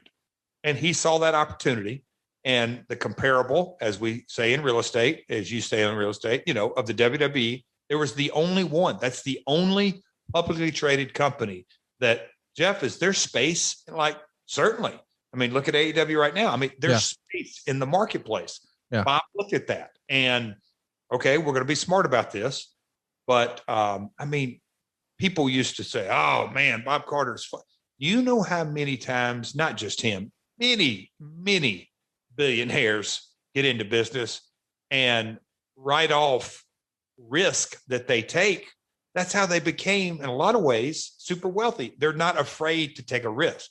Now it's calculated, and you got to think it through, and you got to know when to pull the plug. Just all the things that go into business. Also, too, it's worth mentioning, and I'm not saying that this is what it is, but this happens. You got this business over here. We'll call it business A, that's making billions of dollars a year, and you're going to have to write a massive check for taxes. Bingo. Or we could go open business B, and it might not be as profitable as business A. Hell, it might even lose some money, but I was going to have to write that tax check for business A anyway. So if I can write a smaller tax check and actually have a little fun instead of just writing a check and giving it all away, that might not be the worst idea ever, right? Absolutely. And when you look at the complete stories we're going to get in the months to come, it was such a minute amount in the grand scheme of things. But yes, so Bob saw an opportunity. I'm so grateful he did. A lot of people, what if, I often thought, because we had several conversations with the Don King family and what if that just so many different things. But Bob really took that leap, and it goes without saying, his daughter could be into equity in the entertainment business. So Bob, brilliant, great heart of a man. And I often have thought in that meeting, what role did the Titan deal? Because he was enamored by it. Hell, we're talking about it to this day. Yeah. Because watch it, because we had it. Oh, I'm leaving that out too. We had video clip of that as well that we played on the screen. We turned the lights off and said, hey, here's a highlight reel of Toby. Here's a highlight reel of Hermie actually having a match. Yeah. Oh, you had a sizzle reel. Exactly. Yeah. Yes. So all that being said, it goes into a fascinating jumping off point for Panda to get into the sports entertainment industry, so to speak. Such a great story. I know it's another TNA story, but I just love, the behind the scenes of how all of this came to be, and how if one little thing didn't happen, it might not happen. I mean, let's appreciate again the context of the timing here. A week ago, we have the rug pulled out from under us on the whole TNA. We were lied to about the number of pay-per-view buys, Jay Hossman story. Now we do this Tennessee Titans thing that we think will be a nice little way to go off the air. And oh my God, it doesn't go according to plan, and things are real scary for a minute, but wait a minute, we lived and it's everywhere. And then we fast forward a few more weeks, and hey, now not only did you not sell as many pay-per-views as you could have or thought you did, but your funding's gone. Your angel investor is gone. And somehow this crazy Tennessee Titans thing is the thing that perhaps saves the company. I mean, in hindsight, because that is the thing, you never know when you're quote unquote pitching, when you're selling. What's somebody's hot button? What are they going to bite on? What's going to get this deal done? What's their angle? What are they interested in? if we know what you're interested in, then it's easier to, cater our pitch and sell you. But if we don't know, now we've just sort of got to guess. And I'm curious, if the Titans thing hadn't happened, it's not necessarily a lock that Bob Carter would have bit, right? So coming in to sit down, and I'm trying to do my best to be a good podcaster, if you will, Conrad, because you're going to bring heat. You're going to. So I really try to be prepared and the what ifs. But I think there's two things that really go into, look, the father-daughter relationship goes without saying, but the Titans thing, being able to the context that all that happened in the Municipal Auditorium and all that. So that happened in July, but we literally had 6 weeks. And if you think about going into the meeting with the Carters, how we literally said, okay, here's a budget, about $100,000 a week. Okay. So that's 5.2 million a year if we don't make anything. And I'm really brushing over broad numbers, but it happened in July in a municipal auditorium. It gave us around a month to manage our costs, get in a fixed studio. Mr. Carter, here's the blueprint of what we're spending over the next year.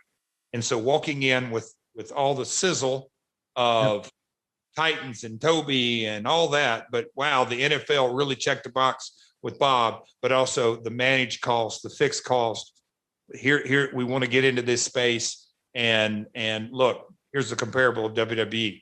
It's really fascinating to look back on all these years later and see the role that and the timing, because just the timing of everything. It's really fascinating.